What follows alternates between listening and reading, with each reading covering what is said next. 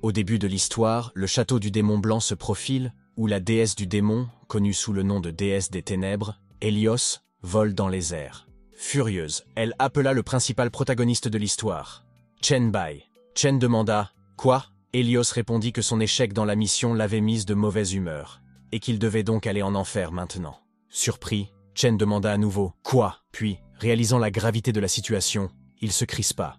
Chen a alors demandé à la déesse Hélios d'attendre, et a demandé une autre chance, citant ses accomplissements passés.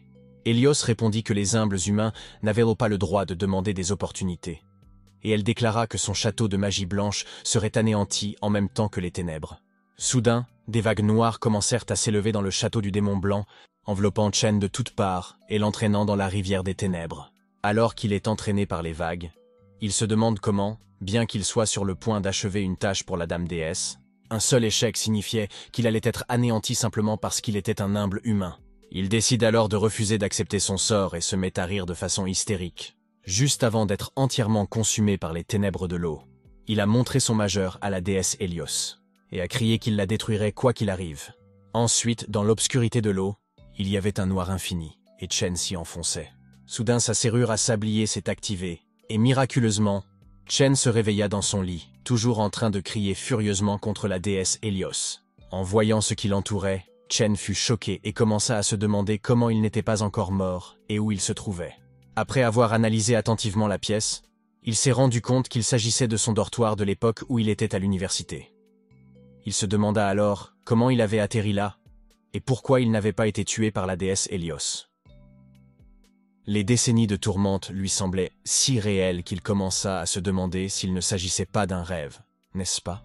Soudain, son attention se porte sur son médaillon en forme de sablier, et il remarque quelque chose d'étrange. Il se souvient que le sablier est l'objet qu'il a obtenu 20 ans après l'arrivée du Testament universel, lorsque le procès a commencé. Il a également fait remarquer que le sablier était l'objet le plus unique qu'il ait jamais vu. Il ne pouvait pas afficher ses attributs et ne pouvait pas être détruit, c'est pourquoi il le gardait toujours avec lui. Il regarda attentivement le sablier et s'interrogea. Il se souvenait que le sable se trouvait au fond et qu'il ne s'écoulait pas, même retourné. Mais maintenant, à sa grande surprise, il se trouvait au sommet. Il a donc interprété que l'heure s'inversait, puis il a curieusement vérifié l'heure. Après avoir cherché, il a découvert qu'il s'agissait du 5 juin 2032, soit 10 jours avant l'arrivée de la volonté universelle et le début de l'apocalypse. Chen a expliqué que dans 10 jours, le 15 juin, la volonté universelle arriverait officiellement et déclencherait l'apocalypse. Pendant cette période, plus de 90% de l'humanité périra, et les personnes décédées se transforment en divers zombies et monstres. Il a également expliqué que toutes les armes conventionnelles échoueraient face à eux. Le monde entier assisterait à leur disparition en une seule nuit. Cependant, parmi les dangers de l'apocalypse universelle, il y avait aussi des opportunités. Les survivants allaient réveiller des capacités innées en eux. De nombreux équipements et objets magiques de différents royaumes allaient également descendre sur Terre en même temps que la volonté universelle. Ces trésors ont attiré l'attention d'un dieu qui contrôle les règles de l'univers. Il a également expliqué que ces dieux ne pouvant pas intervenir directement dans le procès, ils attiraient les humains sous couvert de protection, en essayant d'en tirer des bénéfices. Chen a alors révélé que dans sa vie précédente, il n'était pas assez fort. C'est pourquoi, après de nombreuses luttes, il s'est finalement placé sous le commandement de la déesse Hélios. Il a désespérément accompli les tâches qu'elle lui a confiées, essayant d'améliorer son statut. Mais il ne s'attendait pas à être effacé à cause d'une mission ratée. Ensuite, il a reçu des nouvelles sur son téléphone portable. Les gens parlaient d'un nouveau type de maladie qui ressemblait à la rage ou aux zombies d'un film. La deuxième nouvelle qu'il a reçue était que les patients de l'hôpital de Jiangcheng devenaient fous et mordirent les gens. Enfin, un événement incroyable s'est produit. Un corps en pleine dissection médico-légale s'est réveillé. Après avoir lu tout cela, il se leva et décida que cette fois-ci, il devait devenir beaucoup plus fort pour ne pas avoir à compter sur les autres. Il se promit de devenir assez fort pour que la déesse démoniaque Hélios s'incline sous ses pieds. Déterminé, il se dirigea vers l'hôpital pour y travailler. En chemin, Chen raconta que 10 ans après le début du procès, quelqu'un prétendait avoir découvert le seul moyen d'améliorer les capacités innées. Cette personne a dit que 10 jours avant le début de l'épreuve, les capacités innées devenaient effectives. Si une personne découvre et utilise ses capacités innées pendant cette période, elle peut les améliorer. Dans sa vie précédente, sa capacité innée était une résistance au virus de rang E. D'après cette méthode, il pense que pour améliorer sa capacité innée, il doit utiliser le virus pour la déclencher et la renforcer à l'avance. Une fois arrivé à l'hôpital, Chen a vu le médecin et l'infirmière discuter de la maladie. Le médecin dit qu'il n'avait jamais vu de symptômes aussi étranges. Ils étaient vraiment sans précédent. L'infirmière a également réagi en disant qu'elle avait l'impression que le patient était comme dans les films. Chen s'est donc approché de la chambre du patient et, une fois arrivé, il a vu que le patient était attaché à la civière par des cordes. Chen s'aperçoit rapidement que le patient s'est transformé en zombie.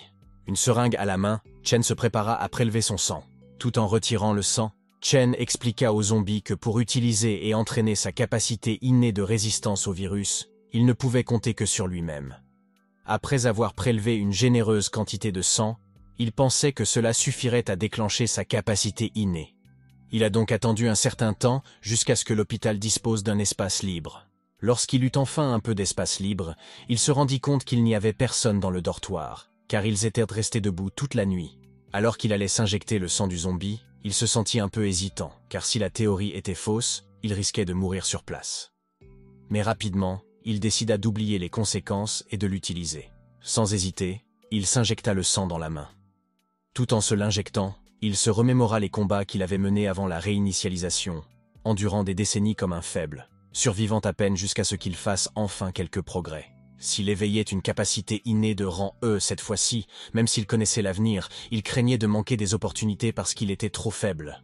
Il serait donc préférable de mourir plutôt que de recommencer à zéro et d'être toujours aussi faible. Soudain, après avoir injecté le sang, il s'est effondré sur le sol. Puis il s'est réveillé au même endroit, le château du démon blanc, où Helios lui demandait d'abandonner la résistance et d'embrasser les ténèbres en tant qu'humble humain. Faire partie des ténèbres était la fin la plus appropriée pour lui. Mais cette fois-ci, Chen a réussi à se relever et a répondu à Helios avec fureur, se demandant comment il avait pu tomber à un moment aussi crucial. Puis la scène s'est déplacée vers l'hôpital, et Chen reprend conscience, en marchant bizarrement. Quelques personnes entrèrent dans la pièce et furent stupéfaites de voir Chen Bai. Ses nerfs semblaient saillir de toutes parts, et du sang coulait de ses yeux et de sa bouche. L'une de ces personnes reconnut Chen Bai, et lui demanda avec tension ce qui se passait. Chen a été stupéfait de voir le garçon pendant une seconde, et lui a demandé avec joie s'il était de retour. Chen a ensuite dit qu'il allait d'abord se laver le visage. Le garçon a répondu par un « d'accord ». Dans les toilettes, il se regarda dans le miroir et commença à se sentir heureux, car sa théorie s'était avérée vraie et avait fonctionné. Le virus zombie ne l'a pas tué et ses capacités innées ont été améliorées avec succès. Chen se demanda alors quel serait le niveau de sa capacité innée après son éveil. Soudain, à sa grande surprise, il entendit une voix qui le félicitait d'avoir été sélectionné comme pionnier, de recevoir le titre de pionnier et de s'éveiller à l'avance. En entendant cela, il a compris qu'il s'agissait de la voix de la volonté universelle, et il s'est senti heureux d'avoir réussi à s'éveiller. Il a donc commandé l'ouverture de l'interface du titre, et un écran est apparu devant lui, affichant des informations sur le fait d'être un pionnier. Il a été déclaré que ceux qui pouvaient découvrir, utiliser et entraîner leurs capacités avant le début de l'épreuve pouvaient posséder ce titre. Leurs attributs étaient augmentés de 5% et leur gain d'expérience de 10%. De plus, ils pouvaient éveiller le panneau d'attributs à l'avance. En lisant cela, Chen se sentit heureux de l'augmentation de pourcentage, réalisant que c'était un titre parfait pour lui. Il ordonna d'ouvrir le panneau de la capacité innée, où son niveau de capacité est indiqué comme SSS, ce qui indique qu'il possède une grande quantité de pouvoir en lui-même. Dans l'histoire, le monarque du virus se distingue par la plus grande compétence de l'élément virus. Il peut absorber, utiliser, manipuler, transformer et même créer des virus. Cependant, à cette époque, Chen ne possédait que la capacité d'absorber des virus, et la portée de l'absorption était assez limitée. Chen avait mentionné qu'il avait besoin d'une grande quantité de virus pour augmenter sa capacité, et naturellement, l'hôpital était le meilleur endroit pour acquérir des virus. Cependant, alors qu'il retournait à l'hôpital, il a été momentanément stupéfait. Il voit une foule de gens se précipiter vers lui, certains l'implorant de les aider, d'autres l'incitant à fuir. Partout, c'est le chaos. Les gens se précipitent pour sauver leur vie. Alors que Chen courait, quelqu'un lui a crié qu'il y avait une épidémie de zombies, affirmant que c'était la fin du monde. Sa surprise s'est transformée en prise de conscience lorsqu'il s'est souvenu d'une chose importante. Chen raconta que dans sa vie antérieure, il avait entendu des gens parler de 3 incidents étranges qui s'étaient produits à Zhengshang avant le début du procès. L'un d'eux était l'hôpital scellé. Il a alors compris qu'il devait s'agir de l'hôpital scellé et s'est mis à courir vers la zone infestée de zombies. En voyant cela, certains passants ont été stupéfaits et lui ont demandé ce qu'il faisait. Mais il n'a écouté personne et a foncé directement vers les zombies. S'emparant de l'un d'eux, il commence à absorber son virus. Ce faisant, sa compétence de talent de monarque viral commençait à accumuler des points qui pouvaient être utilisés pour la renforcer. Après en avoir absorbé un, il s'est attaqué à tous les autres zombies, en criant qu'aucun zombie ne pouvait lui échapper. Pendant ce temps, au 4e étage de l'hôpital, dans les toilettes, des zombies attaquent les gens. La scène montre des zombies attaquant et frappant la porte des toilettes. À l'intérieur, il y avait 2 personnes. Liu Fang, le directeur de l'hôpital, et une infirmière nommée Sujin. Le directeur Liu, tendu, dit à Sujin que c'est fini, car la porte ne tiendra plus longtemps. Au fond de lui, il savait qu'il n'y avait pas d'issue, et ils ont donc pensé qu'ils étaient condamnés. Liu tourna ensuite son visage vers Sujin. Ses yeux sont remplis de convoitise et il rit. Pendant ce temps, Sujin pleurait et se demandait ce qu'il devait refaire. Soudain, elle a vu le visage du directeur Liu et ses actions étranges, et lui a demandé ce qui n'allait pas. Liu s'est alors approché d'elle avec un sourire sinistre, lui disant qu'il la poursuivait depuis si longtemps, mais qu'elle n'avait jamais accepté. Maintenant qu'ils sont sur le point de mourir, il lui propose de le laisser s'amuser avant leur mort. Stupéfaite d'entendre ces paroles, Sujin demanda à Liu s'il avait perdu la tête, s'interrogeant sur les absurdités dont il parlait. Mais avant que Liu ne puisse répondre, les zombies ont franchi la porte, prêts à entrer. À ce moment-là, Liu se crispa, criant que ce n'était pas possible, car ce n'était pas encore son heure de mourir. Paniqué, il saisit la main de Sujin et l'a utilisée comme bouclier devant les zombies, en criant qu'il ne voulait pas mourir, mais qu'il fallait bien que quelqu'un le fasse. Après l'avoir jeté vers les zombies, il s'est mis à courir. Mais comme il n'avait pas d'autre issue, il s'est retrouvé face à une fenêtre. Tendu, il se prépare à sauter de la fenêtre du 4e étage pour s'échapper. Il a tenté de sauter, mais il est resté coincé dans la fenêtre et a été attaqué par les zombies. La scène se déroule ensuite 7 minutes plus tard, où des personnes mordues par les zombies gisent mortes sur le sol, et Chen sont également arrivés sur les lieux. Chen remarque une fille du personnel médical qui semble indemne. Il se rendit compte qu'elle avait probablement été mordue récemment par un zombie. Il comprit qu'il pouvait encore s'écouler un certain temps avant qu'elle ne se transforme. Compte tenu de l'arrivée imminente des militaires pour boucler la zone, il en conclut qu'il avait besoin d'une personne connaissant bien la disposition de l'hôpital pour s'orienter. Il a décidé d'essayer d'aspirer tout le virus qu'elle contenait pour voir si cela pouvait l'empêcher de se transformer en zombie. Avec détermination, il absorbe tout le virus et, à sa grande surprise, elle est sauvée. Se réveiller peu de temps après. Chen remarqua que son plan avait réussi, et il éprouva un sentiment de soulagement et de bonheur. Sujin remercie Chen de l'avoir sauvée et ce dernier lui demande si elle n'a pas perdu connaissance.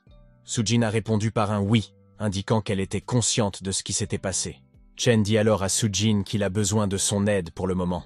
Sujin répond qu'elle n'a aucun problème à l'aider, mais qu'elle veut d'abord changer de vêtements. Chen saisit la main de Sujin et commença à la tirer, insistant sur le fait qu'il n'y avait pas assez de temps pour cela. Il la presse de l'emmener à l'endroit de l'hôpital où il y a le plus de virus. Sujin s'exécute et le conduit au laboratoire. Dans le laboratoire, Sujin explique que c'est là que l'hôpital stocke la plupart des virus et que tous les échantillons cliniques des patients sont testés. Chen a alors collecté quelques virus et lui a assuré qu'elle n'avait pas besoin de s'expliquer. Cela devrait lui suffire. Il a versé tous les virus dans un bécher et les a mélangés.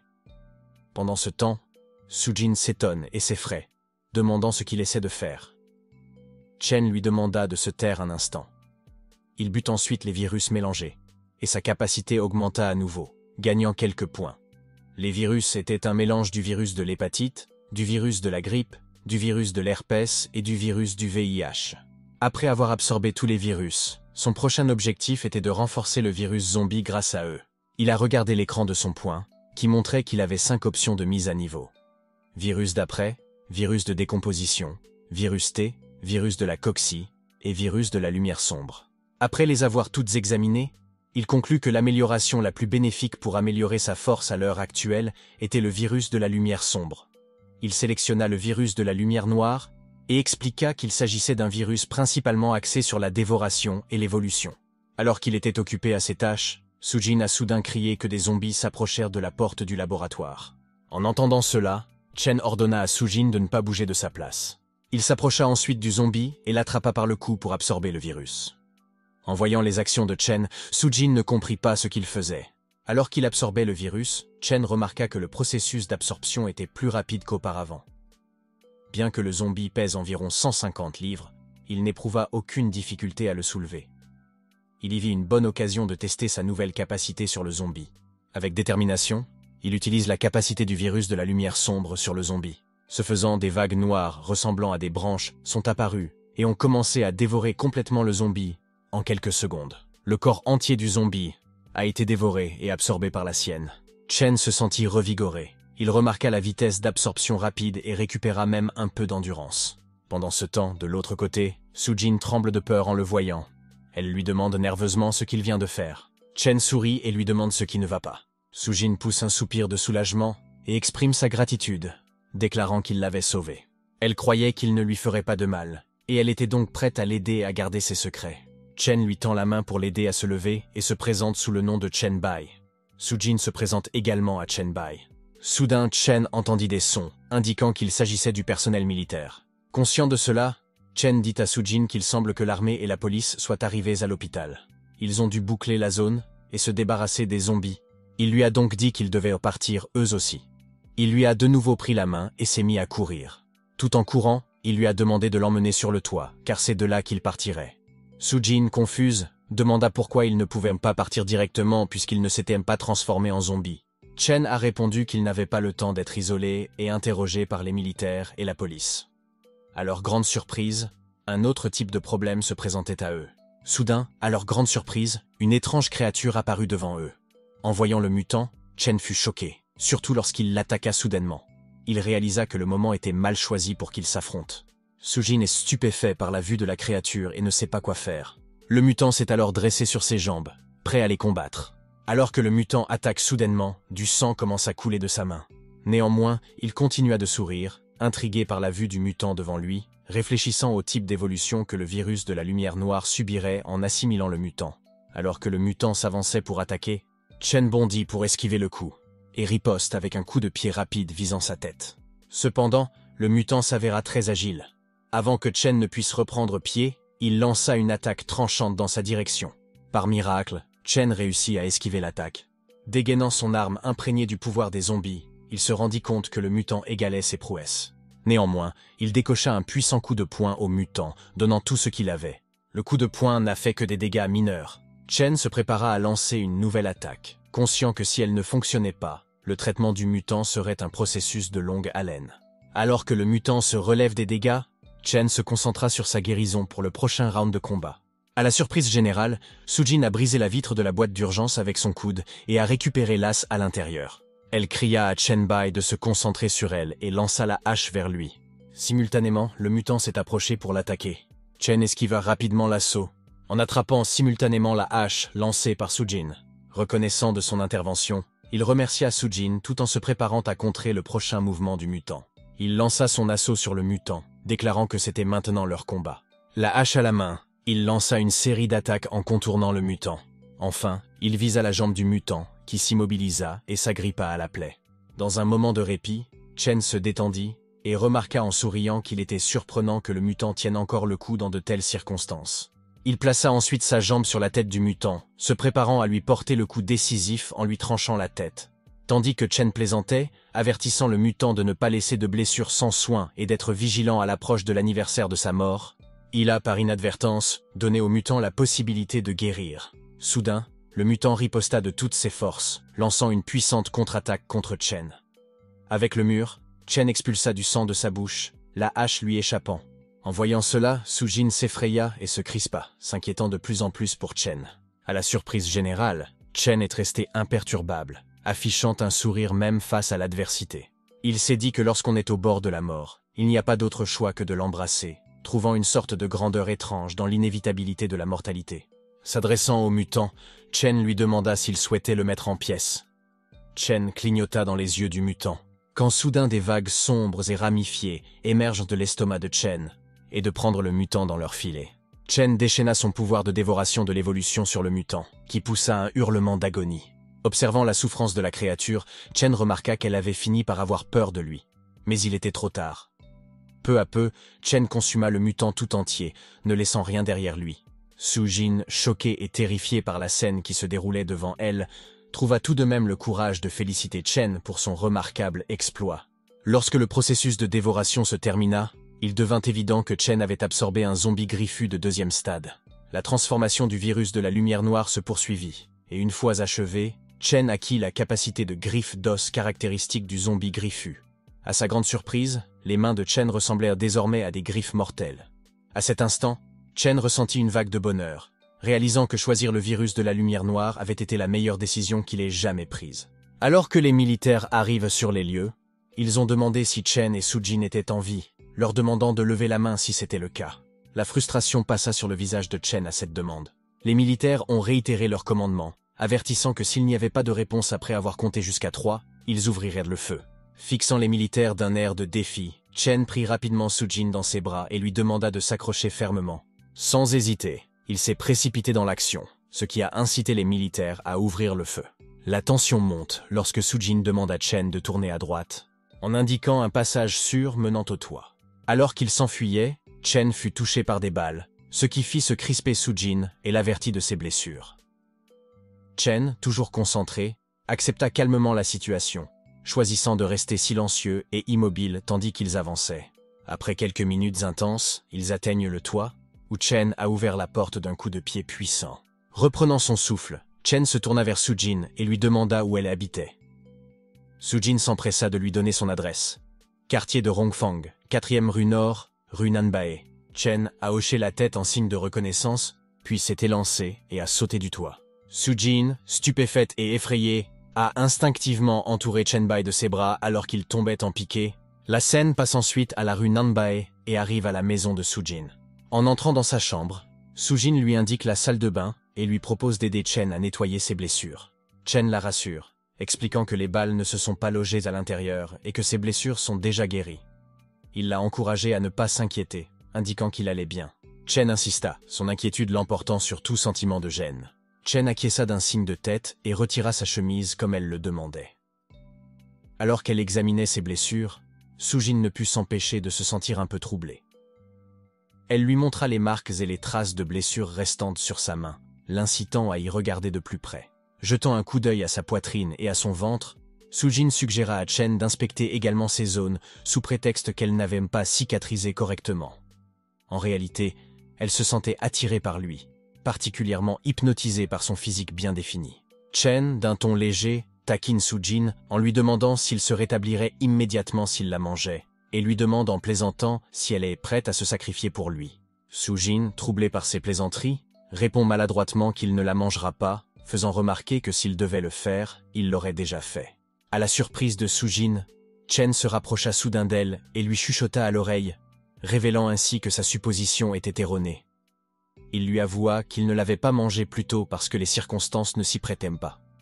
Sujin, surprise par la révélation de Chen, ressentit une poussée d'excitation et se retrouva à court de mots. Soudain, à sa grande surprise, Chen enleva le tissu déchiré de son corps, indiquant que l'environnement était maintenant propice à sa précédente suggestion. Chen lui demanda à nouveau si Sujin était prête à se sacrifier pour l'aider à se rétablir. Bien que Sujin n'ait pas explicitement répondu par l'affirmative, elle a évité la question en détournant le sujet, suggérant qu'il fasse le ménage à la place et faisant remarquer que c'était une bonne idée. Chen interprète la réponse de Sujin comme un oui indirect. Lever sa réticence, de le dire franchement à cause de l'embarras.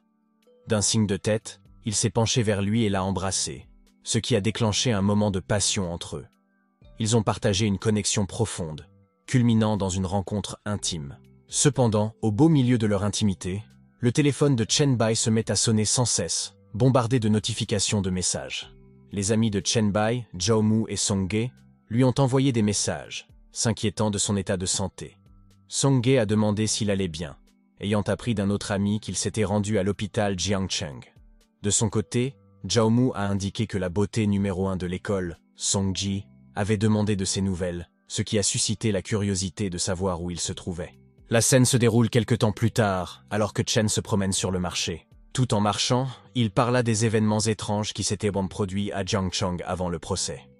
Il mentionna l'hôpital scellé, l'attentat à la bombe en banlieue et l'abattoir monstrueux, admettant qu'il ne savait pas grand-chose sur ces 3 choses. Il se demanda également pourquoi il n'avait que très peu d'informations sur ce qui s'était passé avant l'arrivée du procès. et que personne ne semblait s'en préoccuper, puisque cela n'était mentionné qu'occasionnellement dans les conversations informelles. Il devint tendu, réfléchissant à ces choses, et commença même à avoir mal à la tête. Chen reçoit alors un appel de Sujin. Lorsqu'il a répondu, il a dit qu'il avait acheté le petit déjeuner pour eux et qu'il serait bientôt là. Mais Sujin ne l'a pas appelé pour lui demander ce qu'il en était. Au lieu de cela, elle lui raconta que 2 personnes étaient venues le chercher, disant que Song Ji-kyung voulait le voir. Chen fit comme si c'était normal pour lui d'entendre ce nom.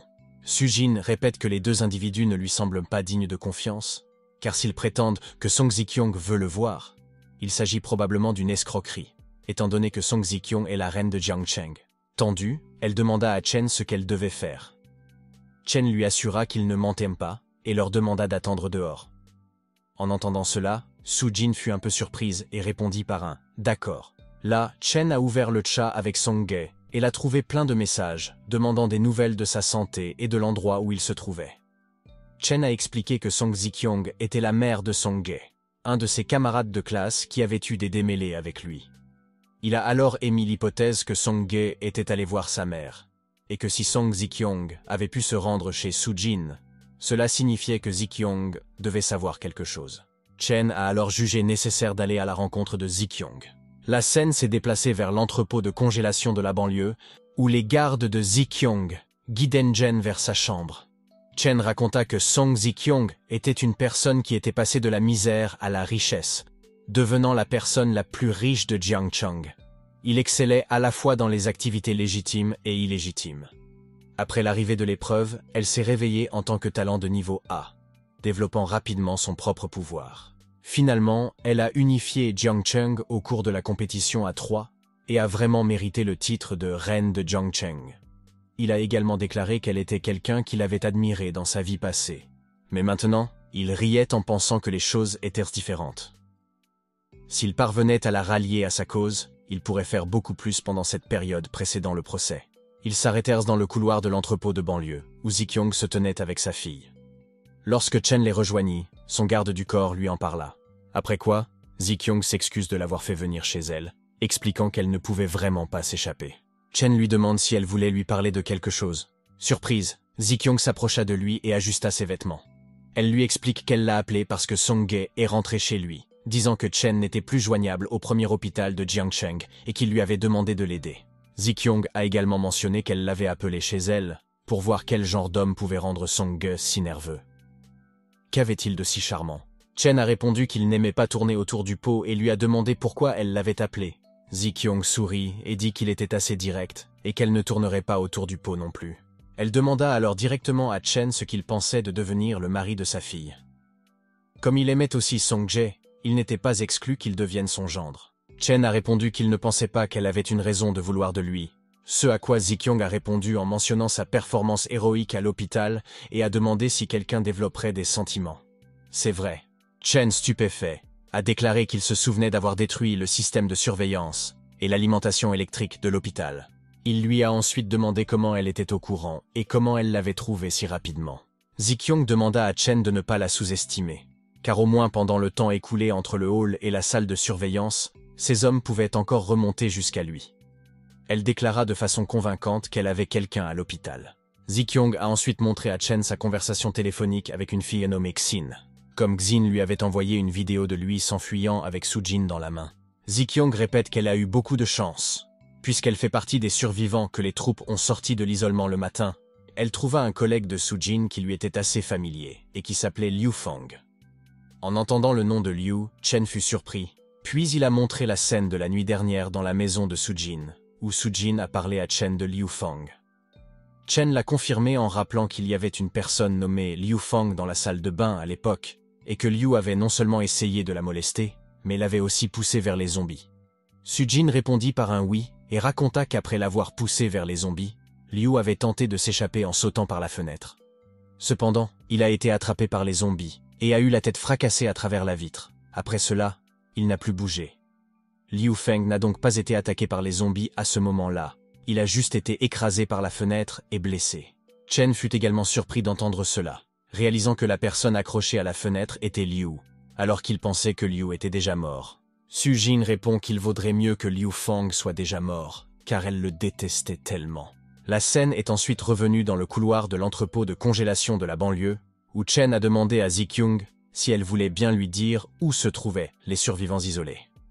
Zi-Kyung a répondu en lui disant d'être son homme et qu'elle lui dirait tout ce qu'il voulait lui demander. Chen lui dit alors qu'elle le sous-estime. Zi-Kyung a répondu que c'était vrai. Avec seulement une information, bien sûr, elle ne pouvait pas égaler ses compétences, mais elle avait quand même quelques atouts. Chen l'interrompit et dit non. Elle avait mal compris. Ce qu'il voulait dire, c'est qu'elle en savait trop peu sur lui. Il a également dit que si elle en savait plus sur lui, elle comprendrait qu'il ne peut pas être son homme, mais c'est elle qui devrait être sa femme. En disant cela, il sortit ses griffes. En voyant cela, Zi-Kyung a été stupéfaite, et Song-ge est venu devant Zi-Kyung pour la couvrir. Chen a répondu que Zi-Kyung avait tort et lui a dit de devenir sa femme et qu'elle obtiendrait alors ce qu'elle voulait. Il demande à nouveau ce que Zi-Kyung a à dire à ce sujet.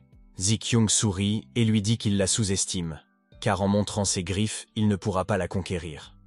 Elle ajouta qu'en plus, il avait déjà une belle et jolie jeune infirmière, et lui demanda pourquoi il s'intéressait à une vieille tante comme elle. Chen s'est ensuite approché de Zi-Kyung, lui a tenu le visage, et lui a demandé qui ne serait pas tenté par une si belle femme mariée. Il a ensuite expliqué que chacun avait ses forces et ses faiblesses. Ainsi, au moins en ses jours précédant l'apocalypse, elle peut faire beaucoup plus pour lui que Sujin. En entendant cela, Zi-Kyung posa la question d'une apocalypse avec seulement quelques zombies. Chen répondit que les zombies ne méritaient pas d'être qualifiés d'échauffement. En entendant le mot « échauffement », Zi-Kyung a compris que Chen en savait beaucoup. Chen a répondu par un « oui », affirmant qu'il en savait plus qu'elle ne pouvait l'imaginer. Zi-Kyung dit alors qu'elle pense qu'ils ne sont pas tous les deux du genre à se soumettre facilement aux autres et lui demande de coopérer ensemble, lui offrant son aide en échange de ses informations. Elle demande à Chen ce qu'il en pense. Chen répondit par un « d'accord », car il pensait que conquérir la reine de Jiangcheng n'était pas facile. Zi-Kyung répondit qu'il avait bien sûr raison, mais qu'elle avait hâte de rencontrer un homme capable de la conquérir. Elle demanda à Chen de poursuivre ses efforts pour la conquérir. En réalité, elle était impressionnée par le geste de Chen. Soudain, ils entendirent des coups de feu provenant de l'extérieur. Chen est choqué et demande « Des coups de feu? Qu'est-ce qui se passe ?» Tandis, Zi-Kyung raconte que la nuit précédente, le commandant Huang de la région militaire de Jiangcheng avait envoyé le capitaine Zhao pour négocier avec elle. Ils avaient réquisitionné des entrepôts réfrigérés pour stocker les zombies vivants et les survivants sauvés des capitales isolées. Les tirs devaient donc provenir de là, mais elle se demandait comment les choses avaient pu mal tourner, car il n'y avait qu'une trentaine de zombies enfermés dans la chambre froide, à peine capables de se déplacer. Chen commença à se demander s'il ne s'attendait pas à ce que la découverte des zombies se fasse si rapidement en raison de leur lenteur à basse température. Cependant, il ne savait certainement pas que les conditions extrêmes augmentèrent la probabilité de mutation des zombies. Soudain, il se concentra sur la situation. Il se trouvait dans la chambre froide de la banlieue, et des zombies mutants s'y trouvaient également. Il se rend compte qu'il pourrait s'agir de l'endroit où a eu lieu l'attentat à la bombe dans la banlieue. Il s'en réjouit et demande à Zi-Kyung d'y aller, car ils doivent vérifier. Une fois sur place, il se demanda de quel type de mutation il s'agissait. La scène se déplace ensuite dans la zone de la bagarre entre les commandos et les zombies, où les commandos lancèrent des grenades dans la bouche des zombies. Des explosions se produisent à chaque seconde, et la région s'est couverte de brouillard. Tout le monde attendait que le brouillard se dissipe pour voir ce qu'il était advenu du zombie à la grenade. À leur grande surprise, le zombie n'avait même pas une égratignure de la taille d'1 pouce. Le capitaine Zhao a alors ordonné que leurs armes ne puissent pas causer de dommages efficaces. Tout le monde a donc formé des groupes avec les gens autour d'eux et s'est dispersé pour attirer l'attention du monstre. Ils savaient qu'ils devaient tenir jusqu'à l'arrivée des renforts. À la surprise de Zhao, Zi-Kyung arrive et lui demande de dire à ses commandos de cesser le feu et de battre en retraite. D'un ton crispé, il lui demande ce qu'elle veut dire. Zi-Kyung a répondu qu'il ne pouvait pas blesser cette montagne de viande et qu'il devait donc dire aux commandos de ne plus mourir en vain. Elle demanda également au capitaine Zhao de leur dire de protéger ses employés de l'entrepôt frigorifique et les survivants de l'hôpital d'isolement qu'il avait amenés chez elle et de les faire sortir rapidement. Jay répondit que c'était impossible car le monstre n'était pas lent et que personne ne pouvait s'échapper sans le maîtriser. Soudain, il est apparu qu'une jeune fille nommée Luli était allongée sur le sol et sur le point d'être attaquée par le monstre de viande. Zi-Kyung demande à nouveau au capitaine Zhao de faire ce qu'elle dit et de ne pas s'inquiéter pour le monstre car quelqu'un s'en occupera. De l'autre côté, Chen s'est interposé entre le monstre et Luli pour la sauver. Il a tenu le monstre pour l'empêcher d'attaquer, et c'est là qu'il a raconté qu'il venait d'attraper le monstre et qu'il s'est presque disloqué. Elle avait tellement grandi qu'elle semblait ne pas pouvoir être traitée par les soldats. Le monstre de viande allait attaquer Chen, mais celui-ci esquiva l'attaque en s'éloignant rapidement et contre-attaqua avec ses griffes sur le bras du monstre. À nouveau, le monstre et Chen se trouvaient face à face. Le monstre voulut le frapper, mais Chen s'écarta juste à temps. Le monstre frappa les murs à la place. Voyant cela, le capitaine Zhao demanda à Zikyung ce qui se passait, si elle élevait un monstre. Zikyung rit et demande à Zhao de quoi il parle en lui disant de bien regarder. C'était un humain. Elle a également révélé que Chen était son partenaire. Chen grimpa dessus, demandant au monstre de viande de ne pas les manger car il les gaspillerait tous. Chen commença alors à dévorer tous les bœufs avec ses compétences. Et une fois de plus, les branches de la vague sortirent et attachèrent tous les bœufs en elle. Alors qu'il dévorait les bœufs, le monstre a saisi l'occasion et l'a attaqué. Mais il esquiva à nouveau l'attaque et sauta au loin. Finalement, la dévoration fut si rapide qu'au moment où il esquiva l'attaque, celle-ci était terminée, et il gagna un peu de force et d'endurance. Chen était heureux d'annoncer que le bœuf était vraiment de première qualité, car il permettait non seulement de stocker son énergie, mais aussi d'augmenter son niveau. Chen remarqua alors que le monstre avait l'air fatigué, et il pensa que Mazanter essayait de se réapprovisionner car il était presque épuisé. En effet, le monstre grattait les pierres en tâtonnant. Chen a saisi sa chance et s'est empressé d'attaquer le monstre, car c'était au tour de ce dernier de mourir. Le monstre vit que Chen allait attaquer, mais la fatigue l'empêcha d'agir et il fut frappé par Chen. Zhao et Zikyung étaient stupéfaits. Chen a ensuite attaqué le monstre avec ses griffes, encore et encore, pour le rendre plus impuissant. Après s'être assuré que le monstre était désormais incapable d'agir, Chen sut qu'il était temps de le dévorer. Il ordonna alors d'activer sa compétence de dévoration. Après quoi, des branches de vagues noires sortirent de sa main, couvrant et attachant le monstre de partout. En voyant cela, Zhao fut choqué et s'écria qu'il n'était certainement pas possible pour un humain de faire ce que Chen était en train de faire. Pendant ce temps, Chen commençait à dévorer lentement le monstre de viande. Zhao a répété que Chen ne pouvait pas être une personne. Il se dit alors que c'est son heure, car tant que les deux monstres ne bougent pas, il peut faire ce qu'il veut. Zhao demande alors à son talkie-walkie si les renforts sont arrivés, car il doit demander le lancement d'un missile, et les coordonnées sont celles de l'entrepôt de la banlieue. Mais avant que Zhao ne puisse terminer son ordre, Zikyung lui pose la main sur l'épaule, et lui a demandé de rester calme et de bien réfléchir. Elle lui rappelle que Chen les aide maintenant et qu'il l'a même sauvé. Elle lui a conseillé de ne pas faire de bêtises, car cela se terminerait très mal pour tout le monde. La scène s'est ensuite déplacée 10 minutes plus tard, où tous les commandos visaient Chen avec leurs boucliers pour leur sécurité. Le capitaine Zhao demande à tout le monde d'être en état d'alerte et de se tenir prêt avec leurs balles chargées. Zikyung demande à Zhao de ne pas oublier ce qu'il lui a dit. Le capitaine Zhao répondit qu'il se souvenait de ce qu'il avait dit et qu'il n'ordonnerait pas d'attaquer tant que Chen ne les aurait pas attaqués en premier. D'un autre côté, Chen augmentait sa puissance en gagnant 500 points de virus, et même son nouveau talent nommé Virus King était débloqué. En dévorant un mutant rare, toutes les capacités du virus de la lumière noire furent grandement améliorées. Il avait également acquis une nouvelle capacité appelée Marteau lourd. Après avoir acquis cette capacité, il était heureux de son évolution car il pouvait ressentir une force incroyablement puissante. Mais malheureusement, il n'y a rien à tester pour l'instant. Il a ensuite indiqué qu'il avait réalisé son plus gros gain de la journée, à savoir un noyau de montagne en chair. Le noyau de la montagne de chair était un matériau très rare et pouvait être utilisé pour fabriquer des équipements.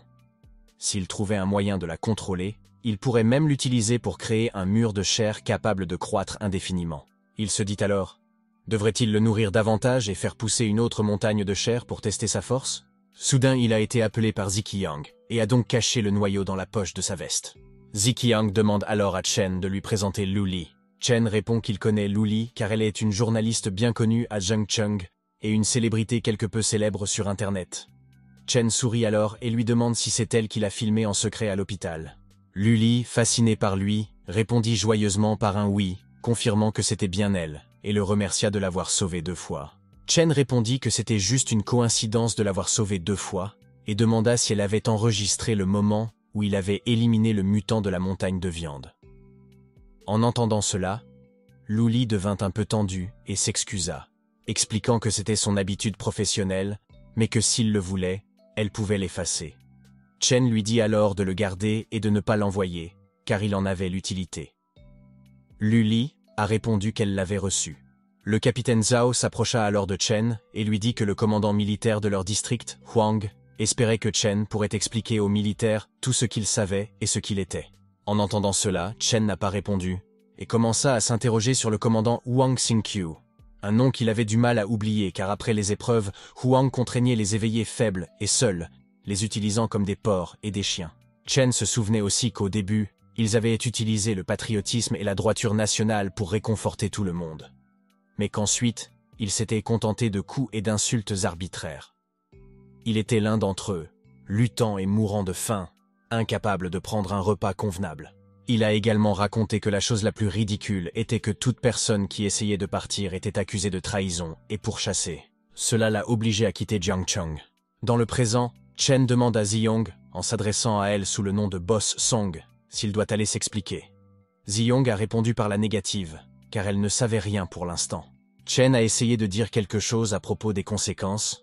Ziyong lui a alors demandé de ne pas s'inquiéter, car elle s'en chargerait. Zhao a crié et a dit qu'il espérait qu'ils comprenaient tous les deux le devoir d'être des citoyens de Longguo. Ziyong s'est alors rapproché de Zhao et lui a dit furieusement que le devoir n'était qu'une plaisanterie. Elle a même demandé à Zhao d'arrêter de parler comme un officiel, lui rappelant qu'il n'était qu'un chef de section, pas assez qualifié. Elle a également demandé à Zhao d'aller dire à Huang Xingqiu que s'il avait le moindre problème, il devait d'abord venir la voir. Zhao, entendant cela, devint tendu et s'apprêta à dire quelque chose. Mais avant qu'il ne puisse le faire, un de ses soldats s'est approché et a demandé ce qu'il devait faire au sujet du personnel isolé qui causait des problèmes. En entendant cela, Chen s'excita et demanda s'il y avait quelqu'un du nom de Liu Feng parmi eux. Le capitaine Zhao demanda également si ce que disait Chen était vrai. Le soldat répondit par l'affirmative, confirmant que Liu était celui qui causait le plus de problèmes. Chen informe alors le chef de section Zhao qu'il veut voir Liu Feng. Zhao accepta et demanda à son soldat de leur amener Liu Feng. Au bout d'un certain temps, Liu est arrivé et a demandé à Zhao s'il le cherchait et si son père l'avait appelé, en précisant que son père était Liu Huainong, le vice-président du premier hôpital. Soudain, à la surprise de Liu, Chen posa sa main sur l'épaule de Liu. En réalité, Chen injectait le virus du zombie à Liu Feng, mais il dit à Liu qu'il le cherchait parce que quelqu'un lui avait demandé de lui transmettre un message. Liu Feng, confus, demanda à Chen qui il était. Chen répondit que Su Jin lui avait dit hier soir au lit qu'à cause de ce qu'il lui avait fait avec le zombie, elle voulait qu'il meure. En entendant cela, Liu fut stupéfait et demanda comment Chen l'avait su, car il était impossible que Su Jin soit encore en vie. Soudain, à la surprise générale, Chen recula et demanda à tout le monde de reculer, disant que Liu était sur le point de se transformer en zombie. En entendant cela, Liu devint furieux et cria à Chen, disant que c'était lui qui allait se transformer en zombie et demandant de quoi il parlait. Mais tout le monde se protégea, et les soldats se préparèrent également avec leurs armes. Liu Feng s'est alors mis en colère contre Chen et a commencé à courir vers lui pour l'attaquer, demandant si Chen essayait de le piéger. Car comment Su Jin pouvait-elle être avec lui? Alors que Liu était furieux et courait vers Chen pour le battre, son corps se transformait lentement en zombie, ce qu'il ne remarquait pas lui-même. Au moment où il s'est approché pour attaquer Chen, ce dernier a utilisé son coup de poing marteau sur Liu, et Liu a été projeté au loin. En entendant cela, Zhao fut stupéfait et se demanda comment Chen pouvait être un mutant et s'il était vraiment humain. Pendant ce temps, Chen était impressionné par la puissance du coup de marteau. Chen dit ensuite à Ziqiong, en s'adressant à elle en tant que patronne Song, qu'elle s'est bien débrouillée et qu'il pourra partager certaines informations avec elle à leur retour. Ziqiong se rapprocha de lui et lui dit qu'il pouvait l'appeler Ziqiong, ou Songjie à partir de maintenant. En entendant cela, Chen se demanda pourquoi. Que s'était-il passé soudainement? Ziqiong répondit qu'elle ne pensait pas que cela valait la peine d'être sa partenaire. Il demanda alors si c'était encore possible pour ceux qui voulaient être avec lui, s'enquérant indirectement de la possibilité qu'elle devienne la femme de Chen.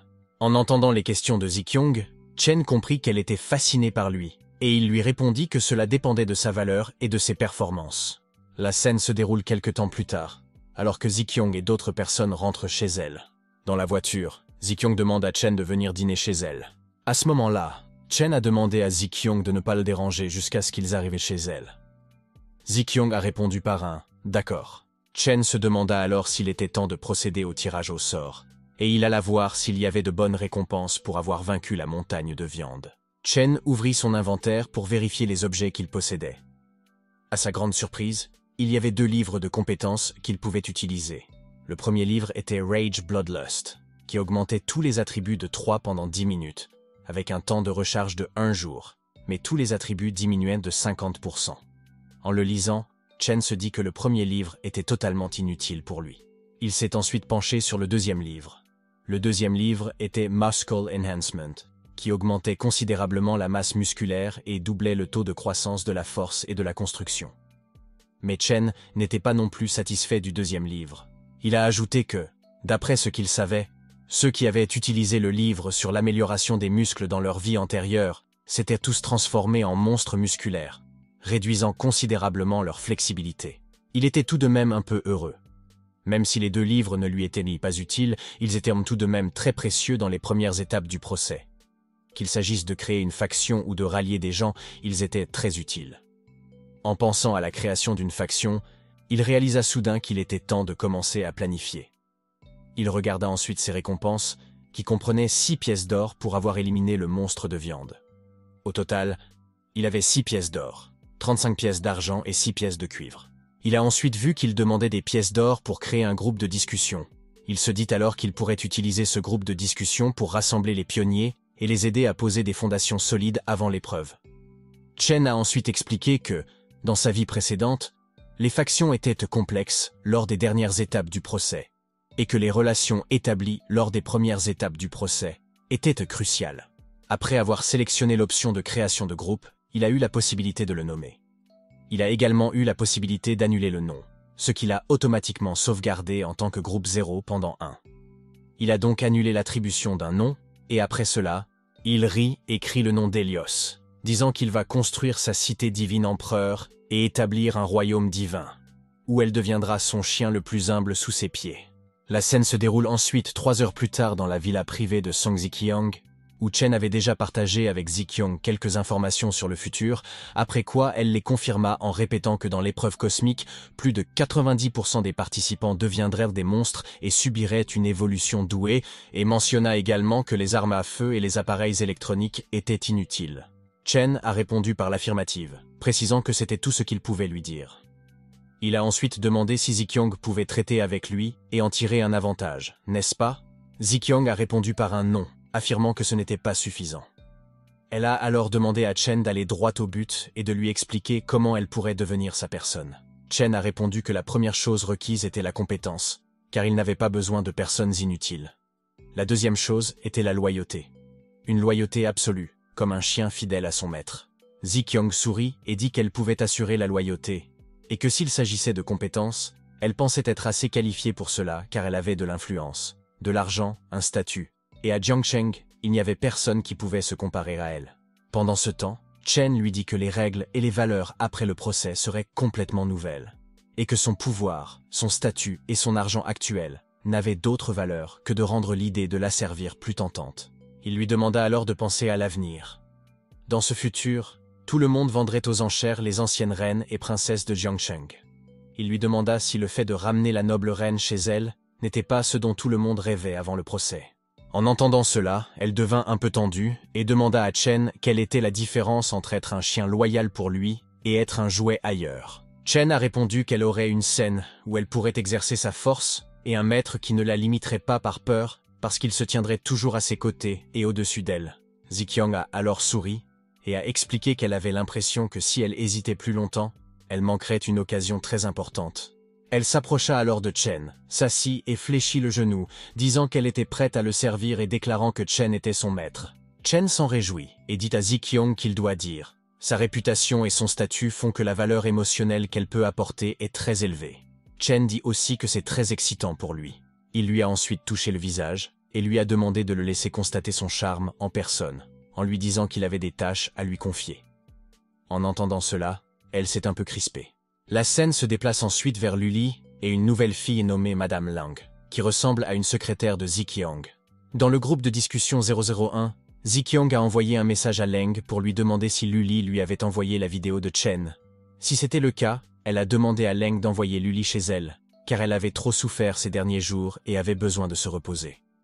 Ensuite, Leng a été chargé de trouver quelqu'un pour que les messages de Chen Bai soient affichés en bonne place sur les principaux forums.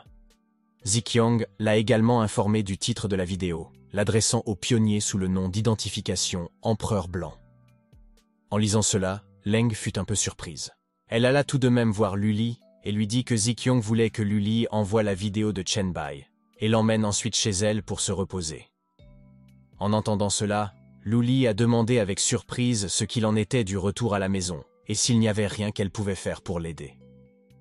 Leng répond à Luli que Zikyong lui a dit qu'elle avait beaucoup souffert ces derniers jours et que Zikyong voulait qu'elle rentre chez elle, qu'elle se repose et se calme. Luli a répondu par l'affirmative et a mentionné que bien qu'elle ait failli mourir aux mains des zombies, étrangement, le choc qu'elle a reçu n'a pas semblé aussi intense que lorsqu'elle a vu les zombies pour la première fois. Elle a également déclaré qu'elle ne savait pas si c'était parce qu'elle avait accepté la possibilité de mourir aux mains de zombies ou si la force de Monsieur Chen l'avait rassurée. La scène revient à la villa de Zikyong, où le téléphone de Zikyong a sonné et c'est sa fille Song-ge qui l'appelle. Chen a remarqué l'appel et l'a pris à la place de Zikyong. Après avoir décroché, Song-ge a demandé si Madame Leng avait dit qu'elle voulait qu'elle rentre à la maison. Y avait-il un problème? Chen lui dit alors que c'est lui qui a répondu. En entendant cela, Song-ge a demandé avec surprise pourquoi il avait le téléphone de sa mère et où elle se trouvait. Chen répond que Zikyong est occupée à travailler et à manger et qu'elle n'a pas le temps de parler. Il a également dit à Song-ge qu'elle devait rentrer à la maison et parler car c'était important. Song-ge a répondu par un « oui », puis a crié à Chen Bai, lui demandant de l'attendre à la maison car elle lui avait envoyé de nombreux messages, mais il n'a pas répondu. Mais avant que Song-ge ne puisse terminer sa phrase, Chen raccroche le téléphone. Voyant cela, elle s'est mise en colère et a dit qu'elle le ferait s'agenouiller sous sa jupe de grenade tôt ou tard. De l'autre côté, dans la villa de Zikyong, cette dernière a demandé à Chen s'il protégerait également sa fille. Chen a répondu que Song-ge manquait de capacité et que son caractère avait été gâché par son indulgence. Mais si Zikyong travaillait plus dur, il pourrait garantir que Song-ge ne deviendrait probablement pas un monstre à l'arrivée du procès. En entendant cela, Zikyong lui dit joyeusement merci. Au bout d'un certain temps, la scène s'est déplacée dans un entrepôt secret de la banlieue. D'autre part, Zikyong et Song-ge s'y rendaient en voiture. En chemin, Song-ge a entendu tout ce que sa mère lui a dit sur Chen et a demandé à Zikyong si elle était sûre de ne pas être trompée par Chen et comment elle pouvait croire à quelque chose d'aussi absurde. Zikyong répond en disant à Song-ge qu'elle l'a empêché de chercher Chen la nuit dernière à cause de cela. Et elle a prévenu Song-ge qu'après être sortie de la voiture, elle ne devait pas parler et qu'elle devait se contenter de regarder docilement. Song-ge a répondu par un « ok ». Ici, dans l'entrepôt secret de la banlieue, Chen discutait avec Madame Leng. Leng lui raconta qu'elle avait visité la veille tous les endroits de la ville où l'on disait qu'il y avait des zombies et des monstres, et qu'elle n'avait finalement trouvé que l'entrepôt secret. Elle lui a également raconté que l'entrepôt secret était autrefois un casino souterrain, mais que le bâtiment et les joueurs à l'intérieur s'étaient transformés en zombies. Il y en avait environ 160. Et elle n'a pas trouvé de zombies spécial comme la montagne de viande. Chen répond qu'il a compris et commence à s'interroger sur l'abattoir de zombies. Cependant, il l'a nié parce que les hôpitaux étaient situés à l'intérieur et que la montagne de viande était difficile à détruire. De plus, l'entrepôt secret était éloigné, de sorte que si quelque chose se produisait, les gens auraient du mal à s'en souvenir et à le répandre. Chen confirme à nouveau à Madame Leng qu'elle a visité tous les endroits où l'on dit qu'il y a des zombies, mais qu'elle ne les a trouvés que dans l'entrepôt secret. Madame Leng a répondu par un oui. À ce moment-là, Zikyong et Song-ge arrivèrent également. Chen s'interrogea à nouveau. Il semblait que quelqu'un continuait à collecter des zombies, et l'endroit où il avait placé les zombies devait être l'abattoir de zombies. L'armée n'ose contenir que quelques dizaines de zombies au maximum, mais cette personne veut rassembler tous les zombies et tous les monstres. Chen trouva cela très excitant, et il demanda devant tout le monde si la personne anonyme était un aventurier curieux ou un pionnier qui connaissait certaines informations.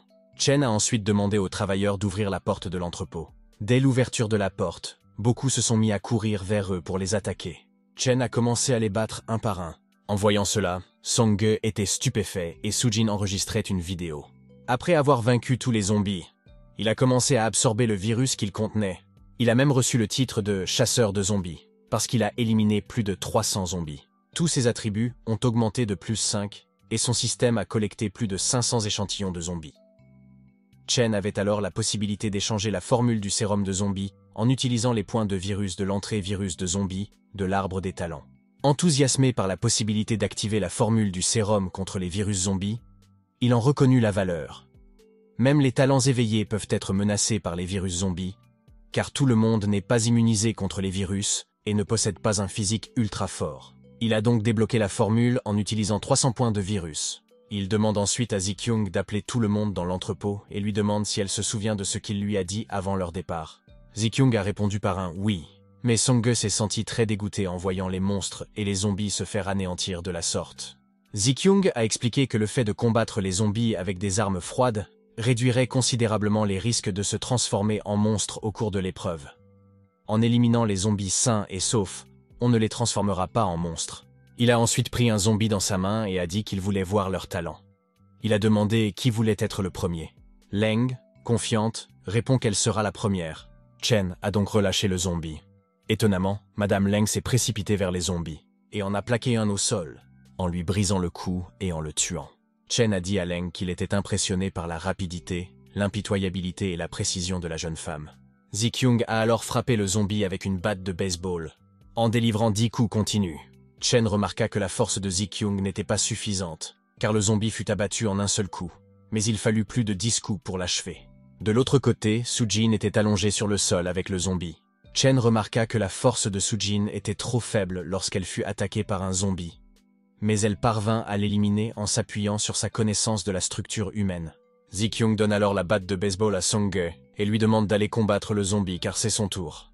Mais Song-ge a eu peur et a même fait pipi à ce moment-là, en criant qu'elle ne pouvait pas le faire. Chen a ensuite déclaré que puisque Song-ge avait fait pipi sans se battre, elle avait définitivement échoué.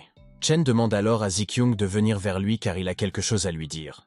Chen lui dit alors que Leng Shuang s'était rendu dans tous les endroits où il y avait des rumeurs de zombies et de monstres, mais qu'il n'avait rien trouvé, ce qu'il trouvait très anormal. Il lui a donc demandé de mener une enquête approfondie sur la question. Song-ge répondit par un oui et demanda ensuite des nouvelles de Song-ge. Chen répondit que c'était dommage pour tout le monde, surtout pour Song-ge. Il ajouta qu'il n'avait pas le temps de les entraîner lentement, et que c'était donc à elle de s'occuper de leur entraînement. Zikyung, tendu, dit qu'il n'a pas encore éliminé le virus. Chen lui tend alors un papier qu'elle regarde avec surprise. Confuse, elle demanda ce que c'était, et en y regardant de plus près, elle remarqua qu'il s'agissait d'une note contenant la formule du sérum du virus zombie. Après l'avoir lu, Zikyung a remarqué que les étapes étaient aussi compliquées.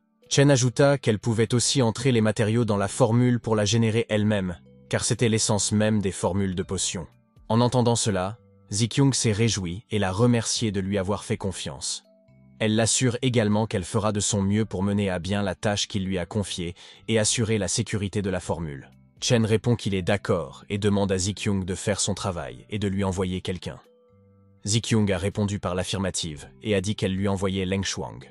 Après cela, Chen s'est demandé si beaucoup de gens avaient vu son message et si quelqu'un l'avait contacté au préalable. Lorsqu'il a consulté son téléphone portable, il s'est crispé en voyant les réponses de tout le monde qui se moquait de lui et demandait de quel hôpital psychiatrique il sortait. Soudain, il est devenu un peu sérieux en voyant qu'il avait un message privé d'un certain Shil.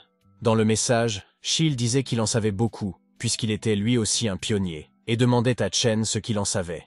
En voyant cela, Chen s'est demandé si tout le monde n'était pas perdant, puisqu'il y avait aussi des gagnants.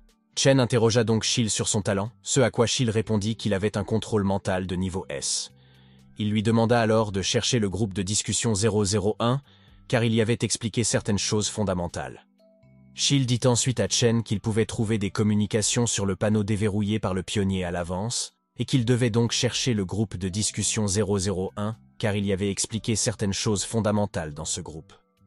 Shil dit ensuite à Chen que s'il avait des problèmes après les avoir lus, il pouvait directement venir le voir. Soudain, il a vu qu'une personne nommée Han Xiao avait envoyé un message à Chen, lui demandant s'il pouvait inviter quelqu'un. Chen demanda qui Xiao voulait inviter.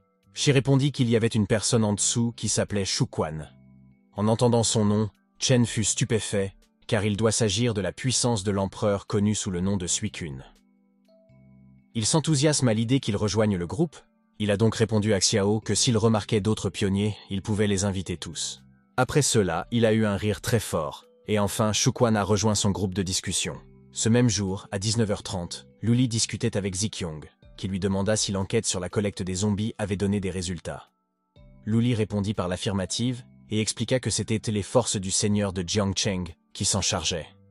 Ils avaient envoyé tous les zombies collectés dans le parc à Conteneur de l'Humanité, près du quai de Jiangcheng. Luli mentionna également qu'elle avait envoyé quelqu'un pour recueillir plus d'informations, et qu'il était temps pour elle de se réunir comme convenu. Cependant, comme il n'était pas revenu, elle ne voyait pas la nécessité d'attendre plus longtemps. Soudain, à sa grande surprise, 2 hommes tombent devant elle, tous 2 très blessés. Elle est terrifiée par ce spectacle. Et soudain, un homme à la fenêtre rit en la regardant. En voyant cela, elle fut stupéfaite et effrayée. Tendue, elle dit à Zikyong qu'elle a été découverte. La scène se déplace vers le manoir de Zikyong, où Chen discutait avec un certain Lu Huai. Lu Huai disait à Chen que les instructions relatives à son talent étaient un peu obscures, et lui demandait s'il pouvait l'aider à les comprendre. Chen lui a demandé de l'envoyer, et Lu lui envoya le nom de Bois-Yin. Chen fit une recherche sur son panneau, qui montra que le Bois-Yin était le plus yin des bois. La source de vie y était infinie. Et lorsque l'âme de yin pénétrait dans le corps, c'était le pays de la vie éternelle. L'activation du corps de bois coûte un esprit, et celle de l'âme de yin, une constitution. Le bois de yin était un talent de niveau SS. Chen expliqua donc à Lu que le coût d'activation de la capacité était assez élevé, et que si son esprit était supérieur à 3, l'activation du corps de bois coûterait de l'esprit. Lu remercia Chen pour cette information. Soudain, Zikyong courut vers Chen. Voyant son empressement, Chen lui demanda pourquoi elle était si pressée et ce qui se passait. Zikyong a répondu que Lu Li avait découvert que tous les zombies avaient été envoyés dans le parc à conteneur de l'humanité, mais que Lu Li s'était fait prendre. Zikyong a également mentionné que la partie adverse lui demandait de négocier. En entendant cela, Chen se leva et demanda, à sa grande surprise, s'il l'avait vraiment contacté et si Lu Li l'avait abandonné. En entendant cela, Zikyong est resté bouche bée et s'inclina devant lui, lui expliquant qu'elle avait elle-même élevé Lu Li et que ce dernier ne pouvait donc pas les trahir. De plus, elle commandait de l'arrière cette fois-ci. Le problème devait donc se situer au niveau des personnes qu'elle avait envoyées enquêter. Chen répondit que si c'était le cas, il sauverait Lu Li. Zikyong le remercie. La scène se déroule ensuite dans le parc à conteneur de l'humanité, où Lu Li est attachée à une chaise par les hommes qui l'ont découverte. L'homme s'appelait Xing Meng et était un pionnier comme Chen. Xing dit à Lu Li qu'elle ignorait un peu la situation et qu'il ne l'avait pas touchée par respect pour Zikyong. Il ajouta que si Zikyong choisissait de se soumettre après son arrivée, Lu Li serait son subordonné. En revanche, si elle ne voulait pas, elle serait son jouet. Lu Li essayait de desserrer la corde avec laquelle elle était attachée. Xing s'est approché d'elle et lui a dit de le laisser la griller à nouveau, en lui demandant de ne pas cracher inconsidérément. Lu Li tremblait de peur. Soudain, la voix de Chen retentit, disant qu'un toast n'a pas été porté. Le vin de punition n'avait pas bon goût. Il fit également remarquer que sans grâce, la fille ne l'aimait peut-être pas. Il était évident que Chen mangeait paisiblement à la table de Xing. Xing fut également choqué de voir Chen et commença à se demander pourquoi Chen était venu s'asseoir à sa table sans qu'il le sache. Chen se leva et demanda à Lu Li si elle avait faim. Il lui répondit qu'il avait goûté le steak et qu'il n'était pas si mauvais que cela. En voyant cela, Xing devint furieux car Chen agissait comme s'il s'agissait d'une plaisanterie. Chen a alors nourri Lu Li, qui s'est senti gêné à ce moment-là. Il a ensuite dit à Xing qu'il était venu pour ramener Lu Li. Xing demanda alors si c'était Zikyong qui l'avait envoyé, mais il le nia bientôt lui-même, réalisant que si Chen pouvait s'approcher aussi près de lui sans qu'il s'en aperçoive, Chen devait lui aussi être un pionnier. Pendant que Xing s'en occupe, Chen ouvre la corde qui entoure Lu Li et lui a demandé de sortir car Zikyong l'attendait dans la voiture. Elle a répondu par un « OK » et est partie. Xing, la voyant partir, dit à Chen qu'il semblait que Zikyong était déjà sous le contrôle de Chen. Chen a répondu à Xing en disant qu'il avait raison. Xing dit alors que c'est intéressant. Autant qu'il le sache, il est peu probable que la reine de Jiangcheng se rende si facilement, n'est-ce pas? Chen doit donc avoir de nombreuses méthodes intéressantes. Il a également mentionné qu'il pourrait échanger des idées, car il était toujours très intéressé par ces questions. Il raconta ensuite que parmi les 3 forces majeures de Jiangcheng, il avait soumis le seigneur et Chen la reine. Il ne restait donc plus que le commandant. Xing demande à Chen de l'aider à devenir le roi de Jiangcheng, et ils feront de Chen un confident. Xing demande à Chen d'accepter ses conditions, mais Chen répond qu'il refuse l'offre de Xing. En entendant cela, Xing s'est mis en colère, et a jeté le verre de vin par terre. Xing dit alors à Chen de ne pas s'inquiéter, car il avait un talent de niveau S, le niveau le plus élevé. Il demanda également à Chen s'il voulait boire le vin de la punition. Chen a ensuite raconté qu'avant de venir, il avait regardé autour de lui et découvert que non seulement Xing collectionnait les zombies, mais qu'il en créait également avec des personnes vivantes. Chen a fait remarquer qu'avoir une capacité aussi puissante que celle de Xing était nuisible et inutile, et qu'il valait mieux qu'il meure tôt. Chen a également dit que Xing ne méritait pas son aide parce que son talent était de niveau SSS.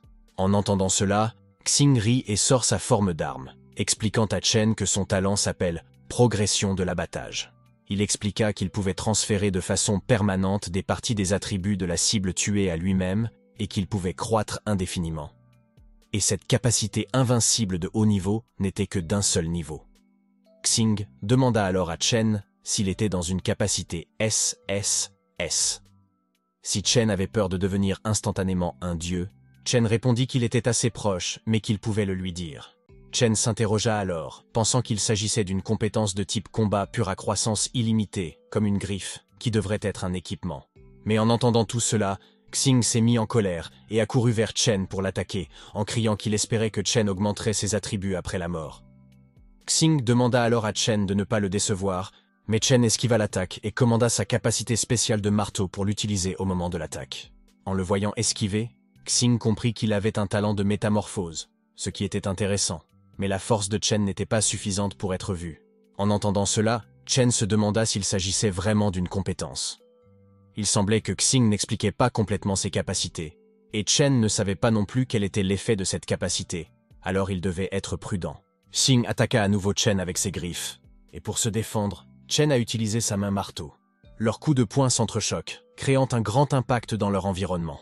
Après ce coup de poing, Xing s'envole un peu, mais il s'est vite empêché d'être emporté par le vent et attaqua en retour vers Chen. Chen donna également un coup de poing avec sa main marteau, mais cette fois-ci, Xing arrête l'attaque en se tenant la main. À ce moment-là, Xing demanda à Chen s'il allait bien ou non, car il ne pensait pas qu'il lui restait beaucoup de force. Il a également demandé si Chen était un talent de la SSS, l'invitant à cesser de cacher son pouvoir et à montrer ce qu'il avait dans le ventre. Chen répondit qu'il avait déjà utilisé ses compétences, mais que Xing n'était pas en mesure de les reconnaître. Xing cria à Chen d'arrêter de raconter des conneries comme ça et lui lança une attaque à pleine puissance. En voyant cela, Chen se crispa un peu. Xing donnait alors un coup de poing à Chen, qui s'envole et se heurte au mur. Et Xing déclara alors que la force, le physique et l'agilité de Chen étaient tous inférieurs à sa puissance, mais Chen faisait constamment semblant d'être fort.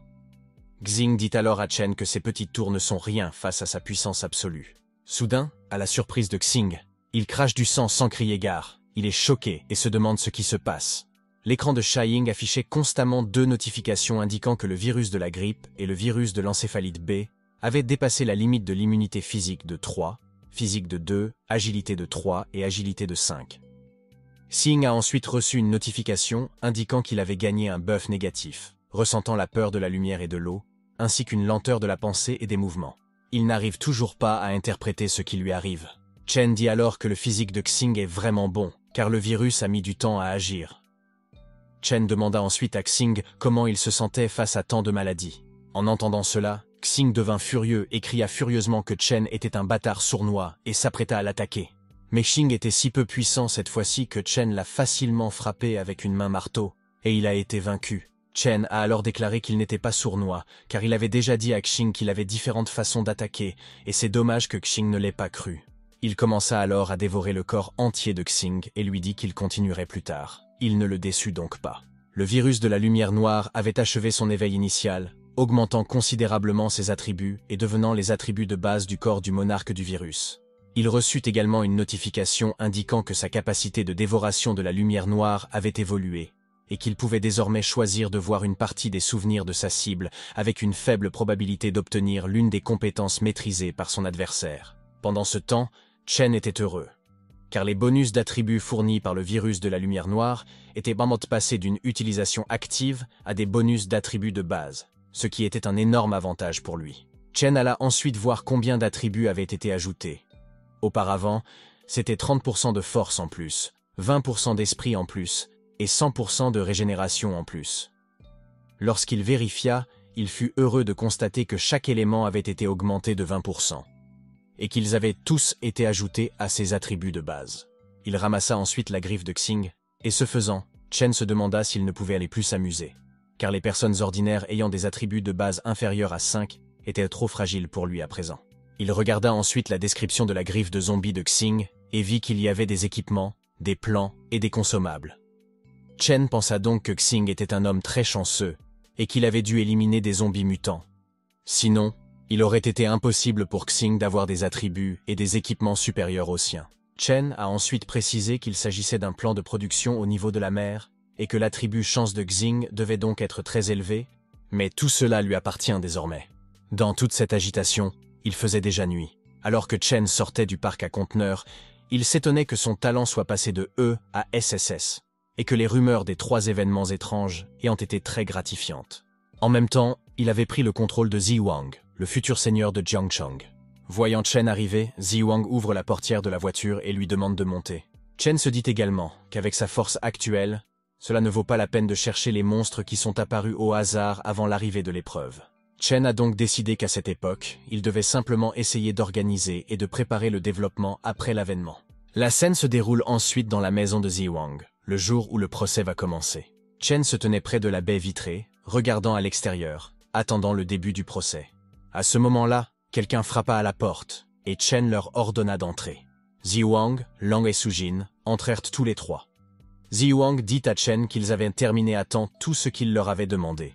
Leng était heureux d'annoncer que les informations sur le terrain et la taille de la population de la zone centrée sur la villa du sommet avaient été confirmées, et que lorsque le jour du jugement dernier arriverait, ils seraient en mesure de faire le ménage, de prendre le contrôle total et de dominer les premiers. Sujin a également indiqué que l'achat de matériel était finalisé et que la liste avait été compilée et lui avait été envoyée. Chen dit alors qu'ils ont tous les 3 confirmé ces arrangements préalables les uns avec les autres.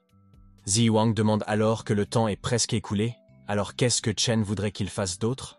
Chen répond qu'il n'y a rien d'autre à faire et qu'il suffit de mettre toutes les informations sur la table. Chen fit alors savoir à son groupe qu'il restait 10 minutes avant le début des épreuves, et qu'ils ne devaient donc pas se contenter de leurs avantages précoces et de leurs talents rares.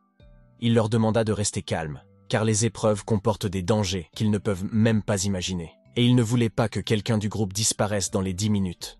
Après quoi un garçon a remercié Chen pour le rappel à la 10e minute, et une fille remerciée à 9 minutes.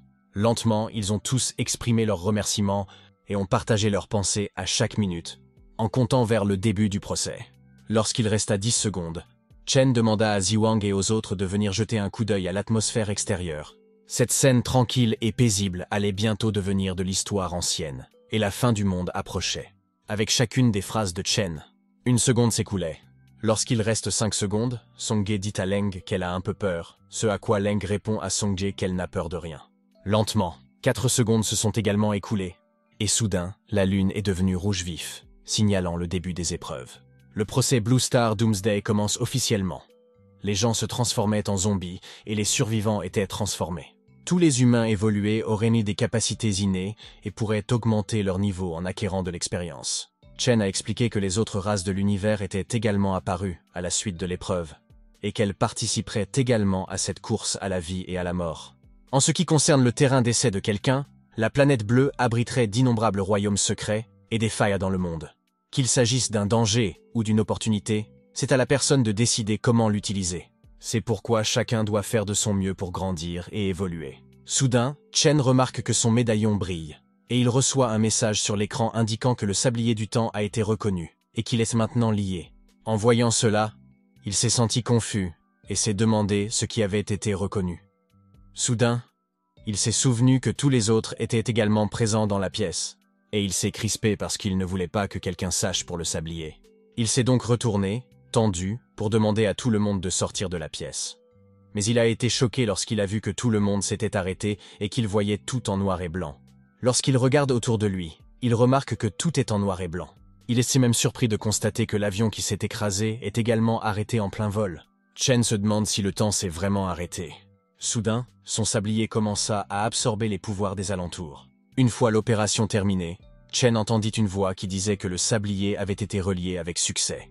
Lorsque Chen regarda l'écran pour obtenir des informations sur le sablier, il vit qu'il avait activé une compétence nommée « Retourner dans le temps », qui lui permettait de revenir à n'importe quel point du passé et d'effacer tout ce qu'il avait acquis dans la ligne temporelle disparue. Le temps de recharge était de 72 ans, 6 mois et 7 jours. Et il était également indiqué que cette compétence ne pouvait être modifiée par aucune compétence ou équipement pour réduire son temps de recharge. Il se dit alors qu'en regardant en arrière, il semble qu'il ait pu renaître grâce au sablier. Il a également vu une colonne « Status Save » et a lu « Status Save » signifie qu'il peut marquer l'état physique et mental actuel, l'état de la compétence, et n'a pas de temps de recharge. alors que « status raid » signifie qu'il peut lire l'état sauvegardé et que cela n'affecte pas les souvenirs ou les objets qu'il possède. Il se demande donc comment il a pu obtenir une compétence aussi puissante pour sauver des vies avec un temps de recharge d'1 heure. L'environnement revient ensuite à la normale, et Zi-Kyung dit qu'elle a l'impression qu'il les a simplement appelés pour leur demander s'il avait des commandes à leur confier ou si elle a mal entendu. Chen répond qu'elle l'a bien entendu et lui ordonne d'aller confirmer la sécurité de leur villa dès que possible, car la nuit est très dangereuse. Il lui demande de mettre tout le monde en alerte et de commencer à nettoyer la zone de la villa dès qu'il fera jour. Zi-Kyung et Lang répondent par l'affirmative. La scène se déroule ensuite le lendemain dans la villa de Song Zi-Kyung, où des zombies attaquaient. Zi-Kyung les attaque, démontrant ainsi qu'elle possède les compétences des yeux d'améthyste. Les yeux d'améthyste transforment les objets en améthyste ou illuminent l'améthyste pour l'attaque ou la défense. Son pouvoir augmente avec la force mentale. Elle a également acquis la compétence Incitation au cristal, qui lui permet de voir les attributs de la cible. Son effet change avec la différence de force mentale. Zi-Kyung regarde alors le zombie avec sa compétence Incite Cristal pour vérifier ses attributs, et attaque en conséquence. Entre-temps, Leng Shuang a acquis les compétences d'un assassin de niveau A. Dans la compétence d'assassin, le souffle devient invisible et indétectable, tout en augmentant la force et la sensibilité. Leng saute entre les zombies et les efface tous en une seule fois. Ensuite, il montre que les gardes de Zi-Kyung emmènent les survivants blessés dans le hall d'entrée et le disent intensément à Sujin. Sujin demande aux gardes de donner le sérum de zombie aux survivants et elle le soignera immédiatement.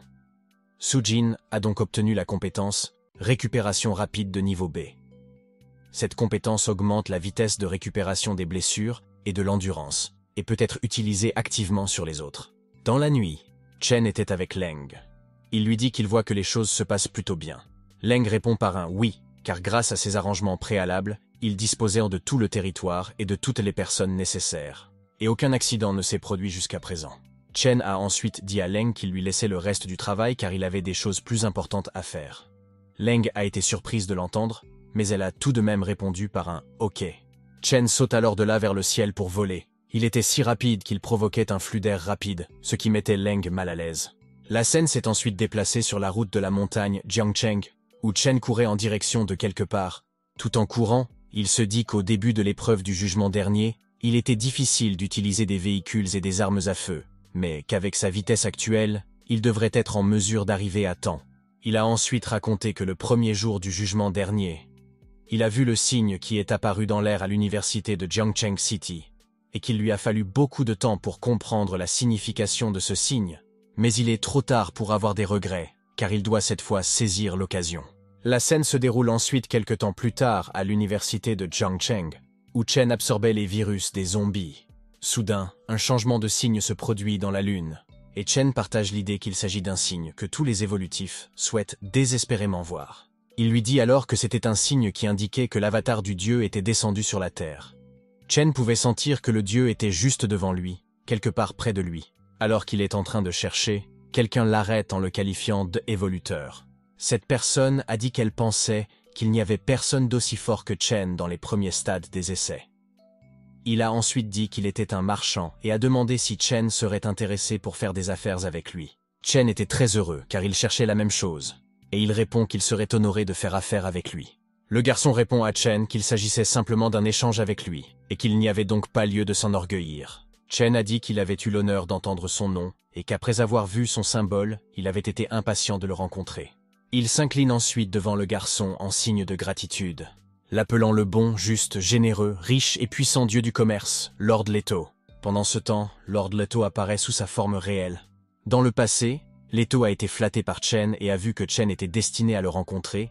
Il a donc décidé de lui offrir une récompense spéciale en guise de cadeau de rencontre. Dans le passé, Leto a donné une carte à Chen et lui a expliqué qu'il s'agissait de sa carte de membre en or de la Chambre de commerce des Gobelins. Il a demandé à Chen d'acheter des articles à la Chambre de commerce des Gobelins, en précisant qu'il bénéficierait d'une réduction de 12% sur chaque article. En voyant cela, Chen se demanda si, dans sa dernière vie, lorsqu'il avait rencontré Leto, ce dernier avait été insensible aux compliments et aux louanges, et s'il était bon d'être prompt à réagir. Chen prit la carte et exprima sa gratitude, reconnaissant que Leto était vraiment aussi généreux et gentil qu'on le disait. Leto mentionna alors que puisque Chen était prêt à commercer avec lui, il allait lui montrer les produits. Chen regarda et vit que le premier article s'appelait Parchemin de marcheur du tonnerre de grade S. Le parchemin du tonnerre était une puissante profession qui exploitait la puissance du tonnerre et se raffinait grâce à elle. Il était capable de détruire les ennemis avec la puissance du tonnerre et possédait des capacités de combat de mêlée extrêmement puissantes. Son prix était de 500 pièces d'or. Le deuxième objet s'appelait Toucher du faucheur, un objet de grade S. La touche du faucheur est un fusil de précision légendaire qui ne peut être utilisé que par les professionnels des armes à feu. Il a été créé par le dieu nain, un ami proche des gobelins et du dieu du commerce, Leto. En voyant les objets, Chen fut stupéfait et remarqua qu'il s'agissait du parchemin de profession de marcheur du tonnerre de sa vie précédente, ce qui indiquait qu'il avait été acheté là. Chen réalisa également que Leto possédait de nombreux autres objets professionnels précieux. Chen s'est donc excusé auprès de Leto, expliquant qu'il voulait toutes ces choses, mais qu'il ne pouvait pas se les offrir pour le moment. Leto répondit de manière compréhensive, mentionnant qu'il savait qu'au début des épreuves, les évolvers n'auraient pas beaucoup d'argent en main. Leto rassura également Chen en lui disant que ces produits n'étaient pas de la camelote et que Chen devrait travailler dur pour s'enrichir. Il exprima son impatience de revoir Chen à l'avenir. Chen réfléchit à ce qu'il allait répondre, mais il remarqua soudain que Leto revenait sur ses pas. Chen arrêta Leto et lui dit que même s'il n'avait pas les moyens d'acheter ces produits, il avait entendu dire que les dieux ne pouvaient pas participer directement aux essais et qu'ils devaient investir dans des êtres évolués pour faire du profit. Chen demanda alors à Leto s'il était venu avec l'intention d'investir. Leto a été impressionné par la perspicacité et les connaissances de Chen. Leto a alors demandé à Chen s'il voulait ses investissements. Chen répondit en mentionnant qu'il avait entendu parler d'un trésor entre les mains de Leto, hautement considéré par tous les dieux, et qu'aucun évolveur ne pouvait le refuser. Il demanda alors à Leto de l'investir en lui, l'assurant qu'il ne le regretterait pas. Leto répond en affirmant qu'un investissement doit être rentable, ce que tous les dieux convoitent. Il a demandé à Chen ce qui lui faisait penser qu'il pouvait offrir plus que ce qu'il valait. Leto lui dit alors que même si Chen était son admirateur, il ne s'engagerait pas dans une affaire qui lui ferait perdre de l'argent. Chen se transforma donc en sa forme évoluée, avec la main marteau et la griffe, et demanda à Leto de l'examiner pour lui montrer ce dont il était capable. Leto était fasciné de voir le talent classé au niveau SSS. Leto déclara ensuite que Chen avait un talent particulier, comme il n'en avait jamais vu, ce qui rendait le terrain d'essai de l'étoile bleue très intéressant. Leto admit que c'était tentant pour lui, mais qu'il n'avait pas l'intention d'investir autant dès le départ. À la surprise de Chen, Leto dit d'accord, décidant de lui donner une chance et conseillant à Chen d'en profiter. Leto mentionna que si Chen n'était pas doué et n'avait pas l'aura des autres dieux, il n'aurait pas accepté. Chen demanda s'il pouvait recevoir le précieux investissement immédiatement, mais Leto répondit par la négative. Il expliqua que le talent ne représentait pas nécessairement l'avenir, citant que parmi les dieux, il y en avait qui n'avaient pas un talent de niveau A. Leto insista sur le fait que pour recevoir son précieux investissement, il fallait d'abord avoir un talent de base. Leto insista sur le fait que pour recevoir le plus haut niveau d'investissement, Chen devait prouver sa valeur par sa propre force et sa propre croissance. Soudain, l'écran de Chen afficha une notification. Le dieu des gobelins et du commerce, Leto, lui avait confié une mission de rang SS, l'investissement ultime. Leto demanda à Chen s'il voulait l'accepter, et sans hésiter, Chen accepta directement la demande de mission. Leto donna une pièce à Chen, expliquant qu'à chaque fois que Chen accomplirait la tâche, il pourrait utiliser la pièce pour invoquer son ombre. Leto exprima alors l'espoir que Chen ne le ferait pas attendre trop longtemps. Chen demande alors à Leto s'il peut lui montrer le trésor que tous les dieux convoitent. Leto répondit par un oui et révéla le trésor, nommé le parchemin de la double procession. Le parchemin de la double procession permet à l'utilisateur d'avoir deux professions simultanément, ce qui permet à la croissance des attributs de la double profession, aux bonus d'attributs, et aux compétences de prendre effet en même temps. En voyant cela, Chen fut stupéfait et se demanda s'il s'agissait vraiment d'une double profession. Leto informe alors Chen que la transaction est terminée et qu'il est temps pour lui de partir. Avant de partir, Leto mentionna que sa récolte de la journée était plutôt agréable, et il espérait que Chen pourrait terminer la tâche. Après le départ de Leto, Chen a ouvert son panneau de mission pour voir ce qu'il avait à faire. L'objectif de la mission était de trouver une copie spéciale du royaume secret à l'université de Jiangcheng, de vaincre la créature à l'intérieur qui intéressait Leto, et d'obtenir une partie de son corps pour le donner à Leto. Chen remarqua que dans la zone des récompenses, il était écrit que la récompense serait décidée par Leto. Impressionné, Chen pensa que Leto était vraiment un dieu du commerce. Chen pensa alors que la réputation de Leto dans sa vie antérieure était bonne et que s'il ne faisait pas un bon travail, il ne subirait aucune perte. Ensuite, il s'est interrogé sur l'université de Jiangcheng, se demandant si elle possédait un royaume secret à ses débuts. Si c'est le cas, il doit s'agir d'un royaume très bien caché, car il n'en a jamais entendu parler. Chen se demanda où il devait commencer à chercher. La scène s'est ensuite déplacée dans le gymnase de l'université de Jiangcheng, où certains garçons intimidaient d'autres garçons et d'autres filles. La brute, nommée Tom, exige que les élèves plaident pour être ses serviteurs de la manière qui lui plaît, menaçant de leur faire du mal s'ils n'obtempéraient pas. Les élèves ont furieusement rejeté sa demande, affirmant qu'il ne le ferait que dans ses rêves et le traitant de bâtard de cochon. En entendant cela, Tom s'est excité et a menacé que s'il voulait en se faire anéantir, il serait heureux de le faire. Il les a également rassurés en leur disant de ne pas s'inquiéter, car il ne les laisserait pas mourir si facilement. Une jeune fille nommée Mia, camarade de Tom, s'est approchée de lui et lui a demandé d'arrêter, disant qu'il allait trop loin. À la surprise générale, Tom l'a frappé à son tour, en lui disant de ne pas s'en mêler. Soudain, une explosion se produit dans le mur, ce qui a pour effet de crisper tout le monde. Chen est sorti de l'ouverture et a confronté Tom, lui demandant s'il avait battu ses étudiants. Tom a souri et l'a fièrement admis, en demandant si Chen n'aimait pas ça. Au moment où Tom leva les yeux, il fut stupéfait de voir Chen s'approcher furieusement de lui, brandissant un pouvoir incroyable. Chen a frappé Tom d'un coup de marteau, en lui disant d'aller se faire voir. Voyant Tom en difficulté, son ami a essayé de l'aider en combattant Chen, mais Chen l'a également vaincu rapidement. Pendant qu'il les maîtrisait, Chen demanda si l'un d'entre eux appartenait à la faculté de médecine, car il cherchait quelque chose, et avait besoin de l'aide de quelqu'un qui connaissait bien la faculté de médecine. Les étudiants ont répondu par la négative, précisant que l'un d'entre eux était ingénieur civil et que d'autres étaient des étudiants étrangers. Cependant, une jeune fille nommée Jia a pointé du doigt Mia et a rappelé que Mia était étudiante en médecine. Voyant cela, Mia se crispe et supplie Chen de ne pas lui faire de mal, insistant sur le fait qu'elle n'a fait de mal à personne. Ensuite, Mia a commencé à dire des choses étranges, comme qu'elle aimait la nation du dragon, et elle s'est décrite comme étant blanche avec un cœur excité, et qu'elle était très excitée dans son cœur. En entendant cela, les élèves des garçons se sont mis à rire, tandis que l'élève de la fille s'est senti gêné. Mia a demandé à Chen de l'épargner, promettant de faire n'importe quoi en retour. Jia répète que Mia n'a rien fait de mal, et qu'elle a même essayé d'arrêter les deux hommes. Chen a répondu qu'il comprenait. La scène s'est ensuite déplacée vers le matin, où Chen dit à tout le monde qu'à l'exception de Mia, ils peuvent tous partir. Il leur dit qu'à leur sortie, ils devraient suivre la piste des cadavres de zombies, jusqu'à la villa Zhengcheng Dongshan, et signaler qu'il s'agit de Chen Bai. Les gens là-bas s'occuperaient d'eux. En entendant cela, ils devinrent tous tendus, s'inquiétant du fait que la ville était pleine de zombies, et qu'ils ne pouvaient donc pas s'y rendre. De plus, ils ont souligné que la villa Dongshan était loin de l'université, et qu'ils craignaient de mourir en chemin. Chen les rassura en leur disant qu'il avait éliminé presque tous les zombies sur le chemin, et qu'ils n'avaient donc pas à s'inquiéter car ils ne seraient pas en danger. Il mentionna également que puisqu'ils étaient tous des survivants, ils seraient doués pour tous ceux qui se trouvaient là. Chen fit remarquer que s'ils étaient trop effrayés pour affronter les zombies maintenant, que feraient-ils lorsque les zombies et les monstres commenceraient à se multiplier? Ils seraient comme morts. En entendant cela, ils furent tous stupéfaits pendant un moment. Jia remercia Chen en comprenant ce qu'il essayait de dire.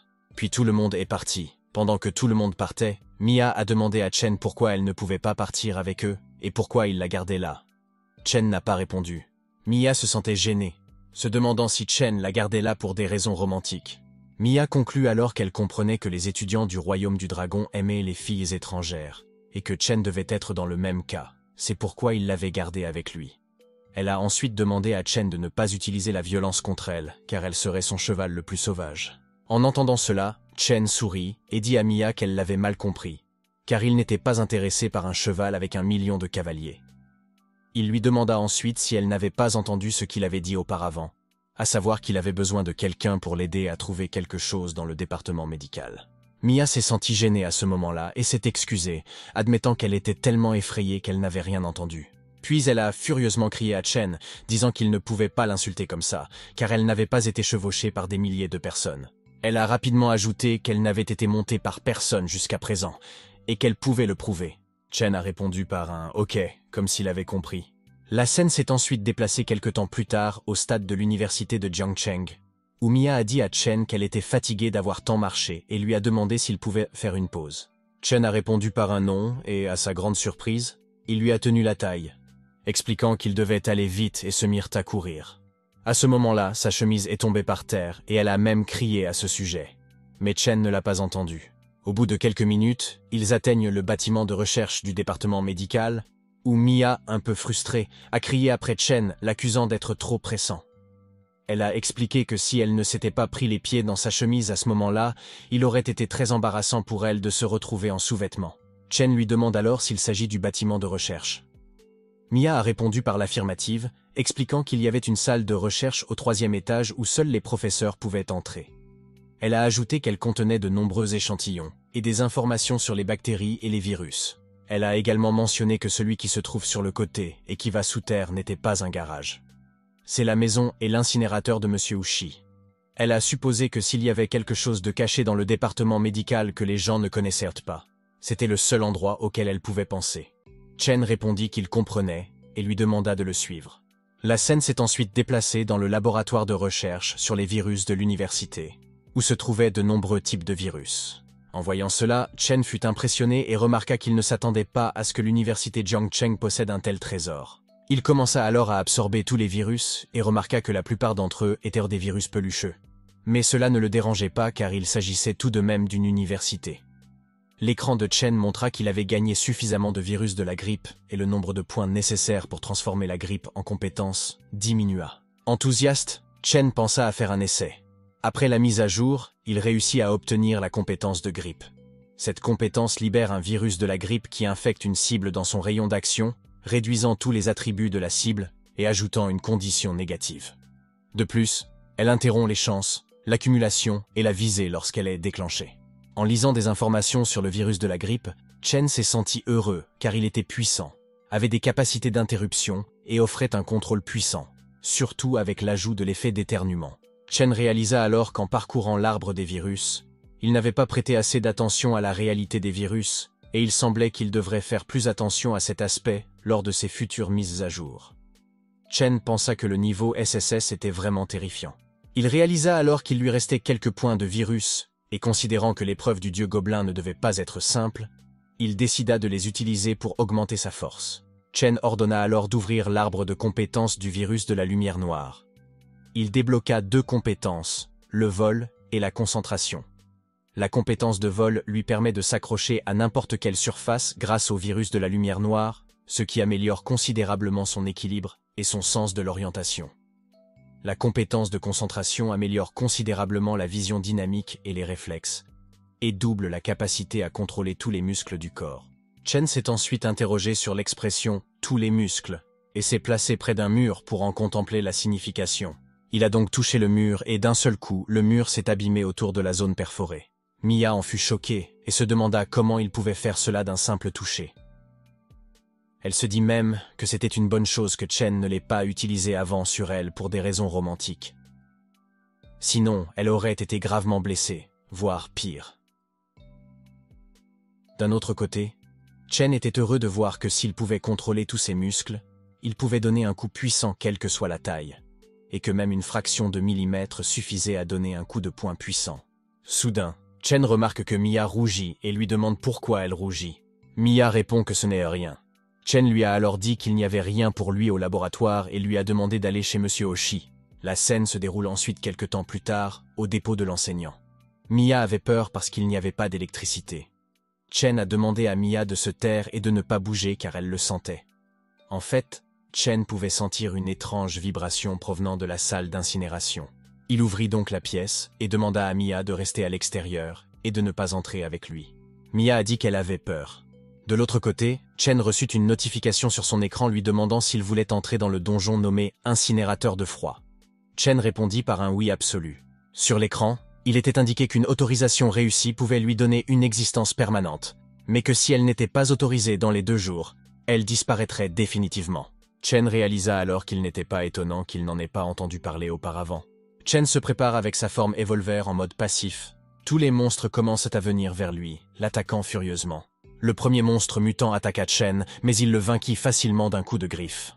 Après avoir tué le monstre mutant, il gagna 400 points d'expérience. Étonnamment, le mutant attendait que le premier soit vaincu. Une fois qu'il est tombé, le mutant a commencé à consommer le second pour augmenter sa puissance d'attaque. Soudain, il lança une attaque semblable à un orage sur Chen. Chen esquiva l'attaque et remarqua qu'il s'était demandé pourquoi les mutants ne l'attaquèrent pas ensemble. Il comprenait maintenant que chaque mutant avait des capacités d'attaque différentes, et que l'attaque du second mutant pouvait blesser le premier. Malgré la situation, Chen resta impassible, car l'attaque ne le menaçait guère. Il réplique par un puissant coup de poing en forme de marteau et vainc le mutant. Son écran affichait qu'il avait vaincu une araignée épicée de niveau 7, ce qui lui avait rapporté 1000 points. Chen se sentit ravi, réalisant que le donjon était vraiment captivant et qu'il y avait beaucoup de points d'expérience à gagner.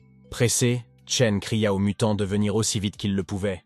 Il les vint un par un, gagnant tantôt 400, tantôt 1000 points d'expérience. Peu à peu, il élimina des dizaines de mutants avant de recevoir une notification l'informant qu'il était passé au niveau 4. En guise de récompense, il reçut 2 points d'attribut. Chen s'adressa au monstre principal, déclarant qu'il avait vaincu tous ses sbires et se demanda pourquoi il n'était pas encore sorti. Il proposa même d'aider le monstre à sortir, en lui tendant la main. Alors que Chen se moquait du monstre, une paroi de la machine se brisa soudain, et un énorme monstre ressemblant à de la viande commença à en sortir. Interloqué par cette apparition soudaine, Chen se sentit tendu et se demanda comment le monstre de viande pouvait susciter en lui un tel sentiment de danger. Il a rapidement élaboré un plan pour éliminer le monstre avant qu'il n'évolue davantage. Sans hésiter, Chen lança une attaque, mais le monstre se défendit rapidement d'une main. Sans se laisser décourager, Chen tente à nouveau d'infecter le monstre avec son virus grippal évolué. Le système de Chen lui indiqua que la compétence n'avait aucun effet sur la cible. Alors que le monstre de viande émergeait complètement des machines, il se transforma en une forme géante. Le monstre répliqua par un puissant coup de poing, envoyant Chen voler en arrière et s'écraser contre le mur. L'écran de Chen affichait le nom du monstre, Biomaniac. Sans se laisser décourager par la fureur du monstre, Biomaniac attaqua à nouveau Chen, mais cette fois-ci, Chen se défend et contre-attaque de toutes ses forces. Cependant, Biomaniac a utilisé sa capacité de régénération rapide pour se remettre rapidement de l'assaut. Malgré l'intensité de la bataille, Chen semblait étrangement heureux pour une raison ou une autre. Il expliqua qu'il n'avait pas pu se battre de toutes ses forces depuis sa renaissance. Maintenant, il était ravi à l'idée de pouvoir libérer toute sa puissance dans le combat contre Biomaniac. Chen mentionna également que dans quelques jours, ses mains et ses pieds seraient rouillés. Il révéla son intention d'utiliser Biomaniac pour restaurer une partie de ses forces. Le combat se poursuivit sans relâche, Chen lançant attaque sur attaque tandis que Biomaniac se soignait continuellement. Après 1 heure de combat ininterrompu, ils étaient toujours au coude à coude. Chen était stupéfait par la régénération apparemment infinie de Biomaniac, se demandant s'il y avait une limite à cela. Chen activa également sa capacité d'état de sablier, ce qui lui permit de récupérer un peu avant de reprendre ses attaques incessantes. Il déclara sa détermination à tester si Biomaniac était vraiment immortel ou non. Une autre heure passa, et cette fois Chen resta calme, observant que Biomaniac mettait plus de temps à se guérir. Chen commença à se demander s'il y avait une limite à la régénération de Biomaniac, et si le monstre ne finirait pas par cesser complètement de se soigner. Une autre heure s'écoula dans leur combat acharné, et cette fois, la taille de Biomaniac avait considérablement diminué, laissant le monstre étendu sur le sol. Chen, un peu attristé, pressa Biomaniac de se lever et de se remettre sur pied, précisant qu'il n'avait pas fini de jouer avec lui.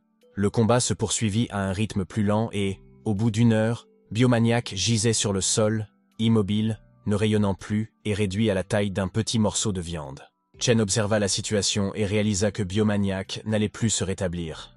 Avec détermination, Chen décida qu'il était temps de clore le chapitre de Biomaniac. Il piétina Biomaniac, l'écrasant en morceaux. Lorsque la poussière retomba, l'écran révéla que Biomaniac était un boss de niveau 8. Et Chen gagna 10 000 points en le battant. De plus, Chen monta en niveau grâce à sa victoire, atteignant le niveau 5. Chen reçut une notification l'informant que le donjon avait été nettoyé avec succès et qu'il avait désormais la possibilité de quitter le site à tout moment. Son écran lui posa une question intrigante, à savoir s'il souhaitait télécharger la vidéo de la sortie du donjon en tant que guide vidéo payant, le paiement allant à l'auteur du téléchargement. Chen a accepté les conditions et a demandé à cacher son apparence, son nom et sa carte d'identité. La scène se déroule ensuite à la villa Dongshan, où Zikyong se fait masser par Sujin. Soudain, Zikyong a été choqué de voir une annonce dans le groupe de discussion. Une personne nommée White avait téléchargé la vidéo de déblocage du donjon mystère de niveau cauchemar appelé Incinérateur, et le prix de visionnage était fixé à 1 pièce de cuivre. Zikyong et Sujin, très curieux, ont décidé de regarder la vidéo ensemble. Pendant ce temps, d'autres pionniers se sont également connectés où qu'ils se trouvent. Une jeune fille a été stupéfaite par la vitesse à laquelle Chen a combattu le monstre. Elle a dû ralentir la vidéo pour l'observer attentivement. Certains spectateurs ont été impressionnés par les compétences de Chen Bai, tandis que d'autres s'inquiétaient de la vitesse de récupération du monstre, se demandant s'il était sage pour Chen de s'engager dans un tel combat. Cependant, une enfant pionnière se sentait heureuse de voir que Chen Bai s'était complètement rétabli après avoir vaincu Monster.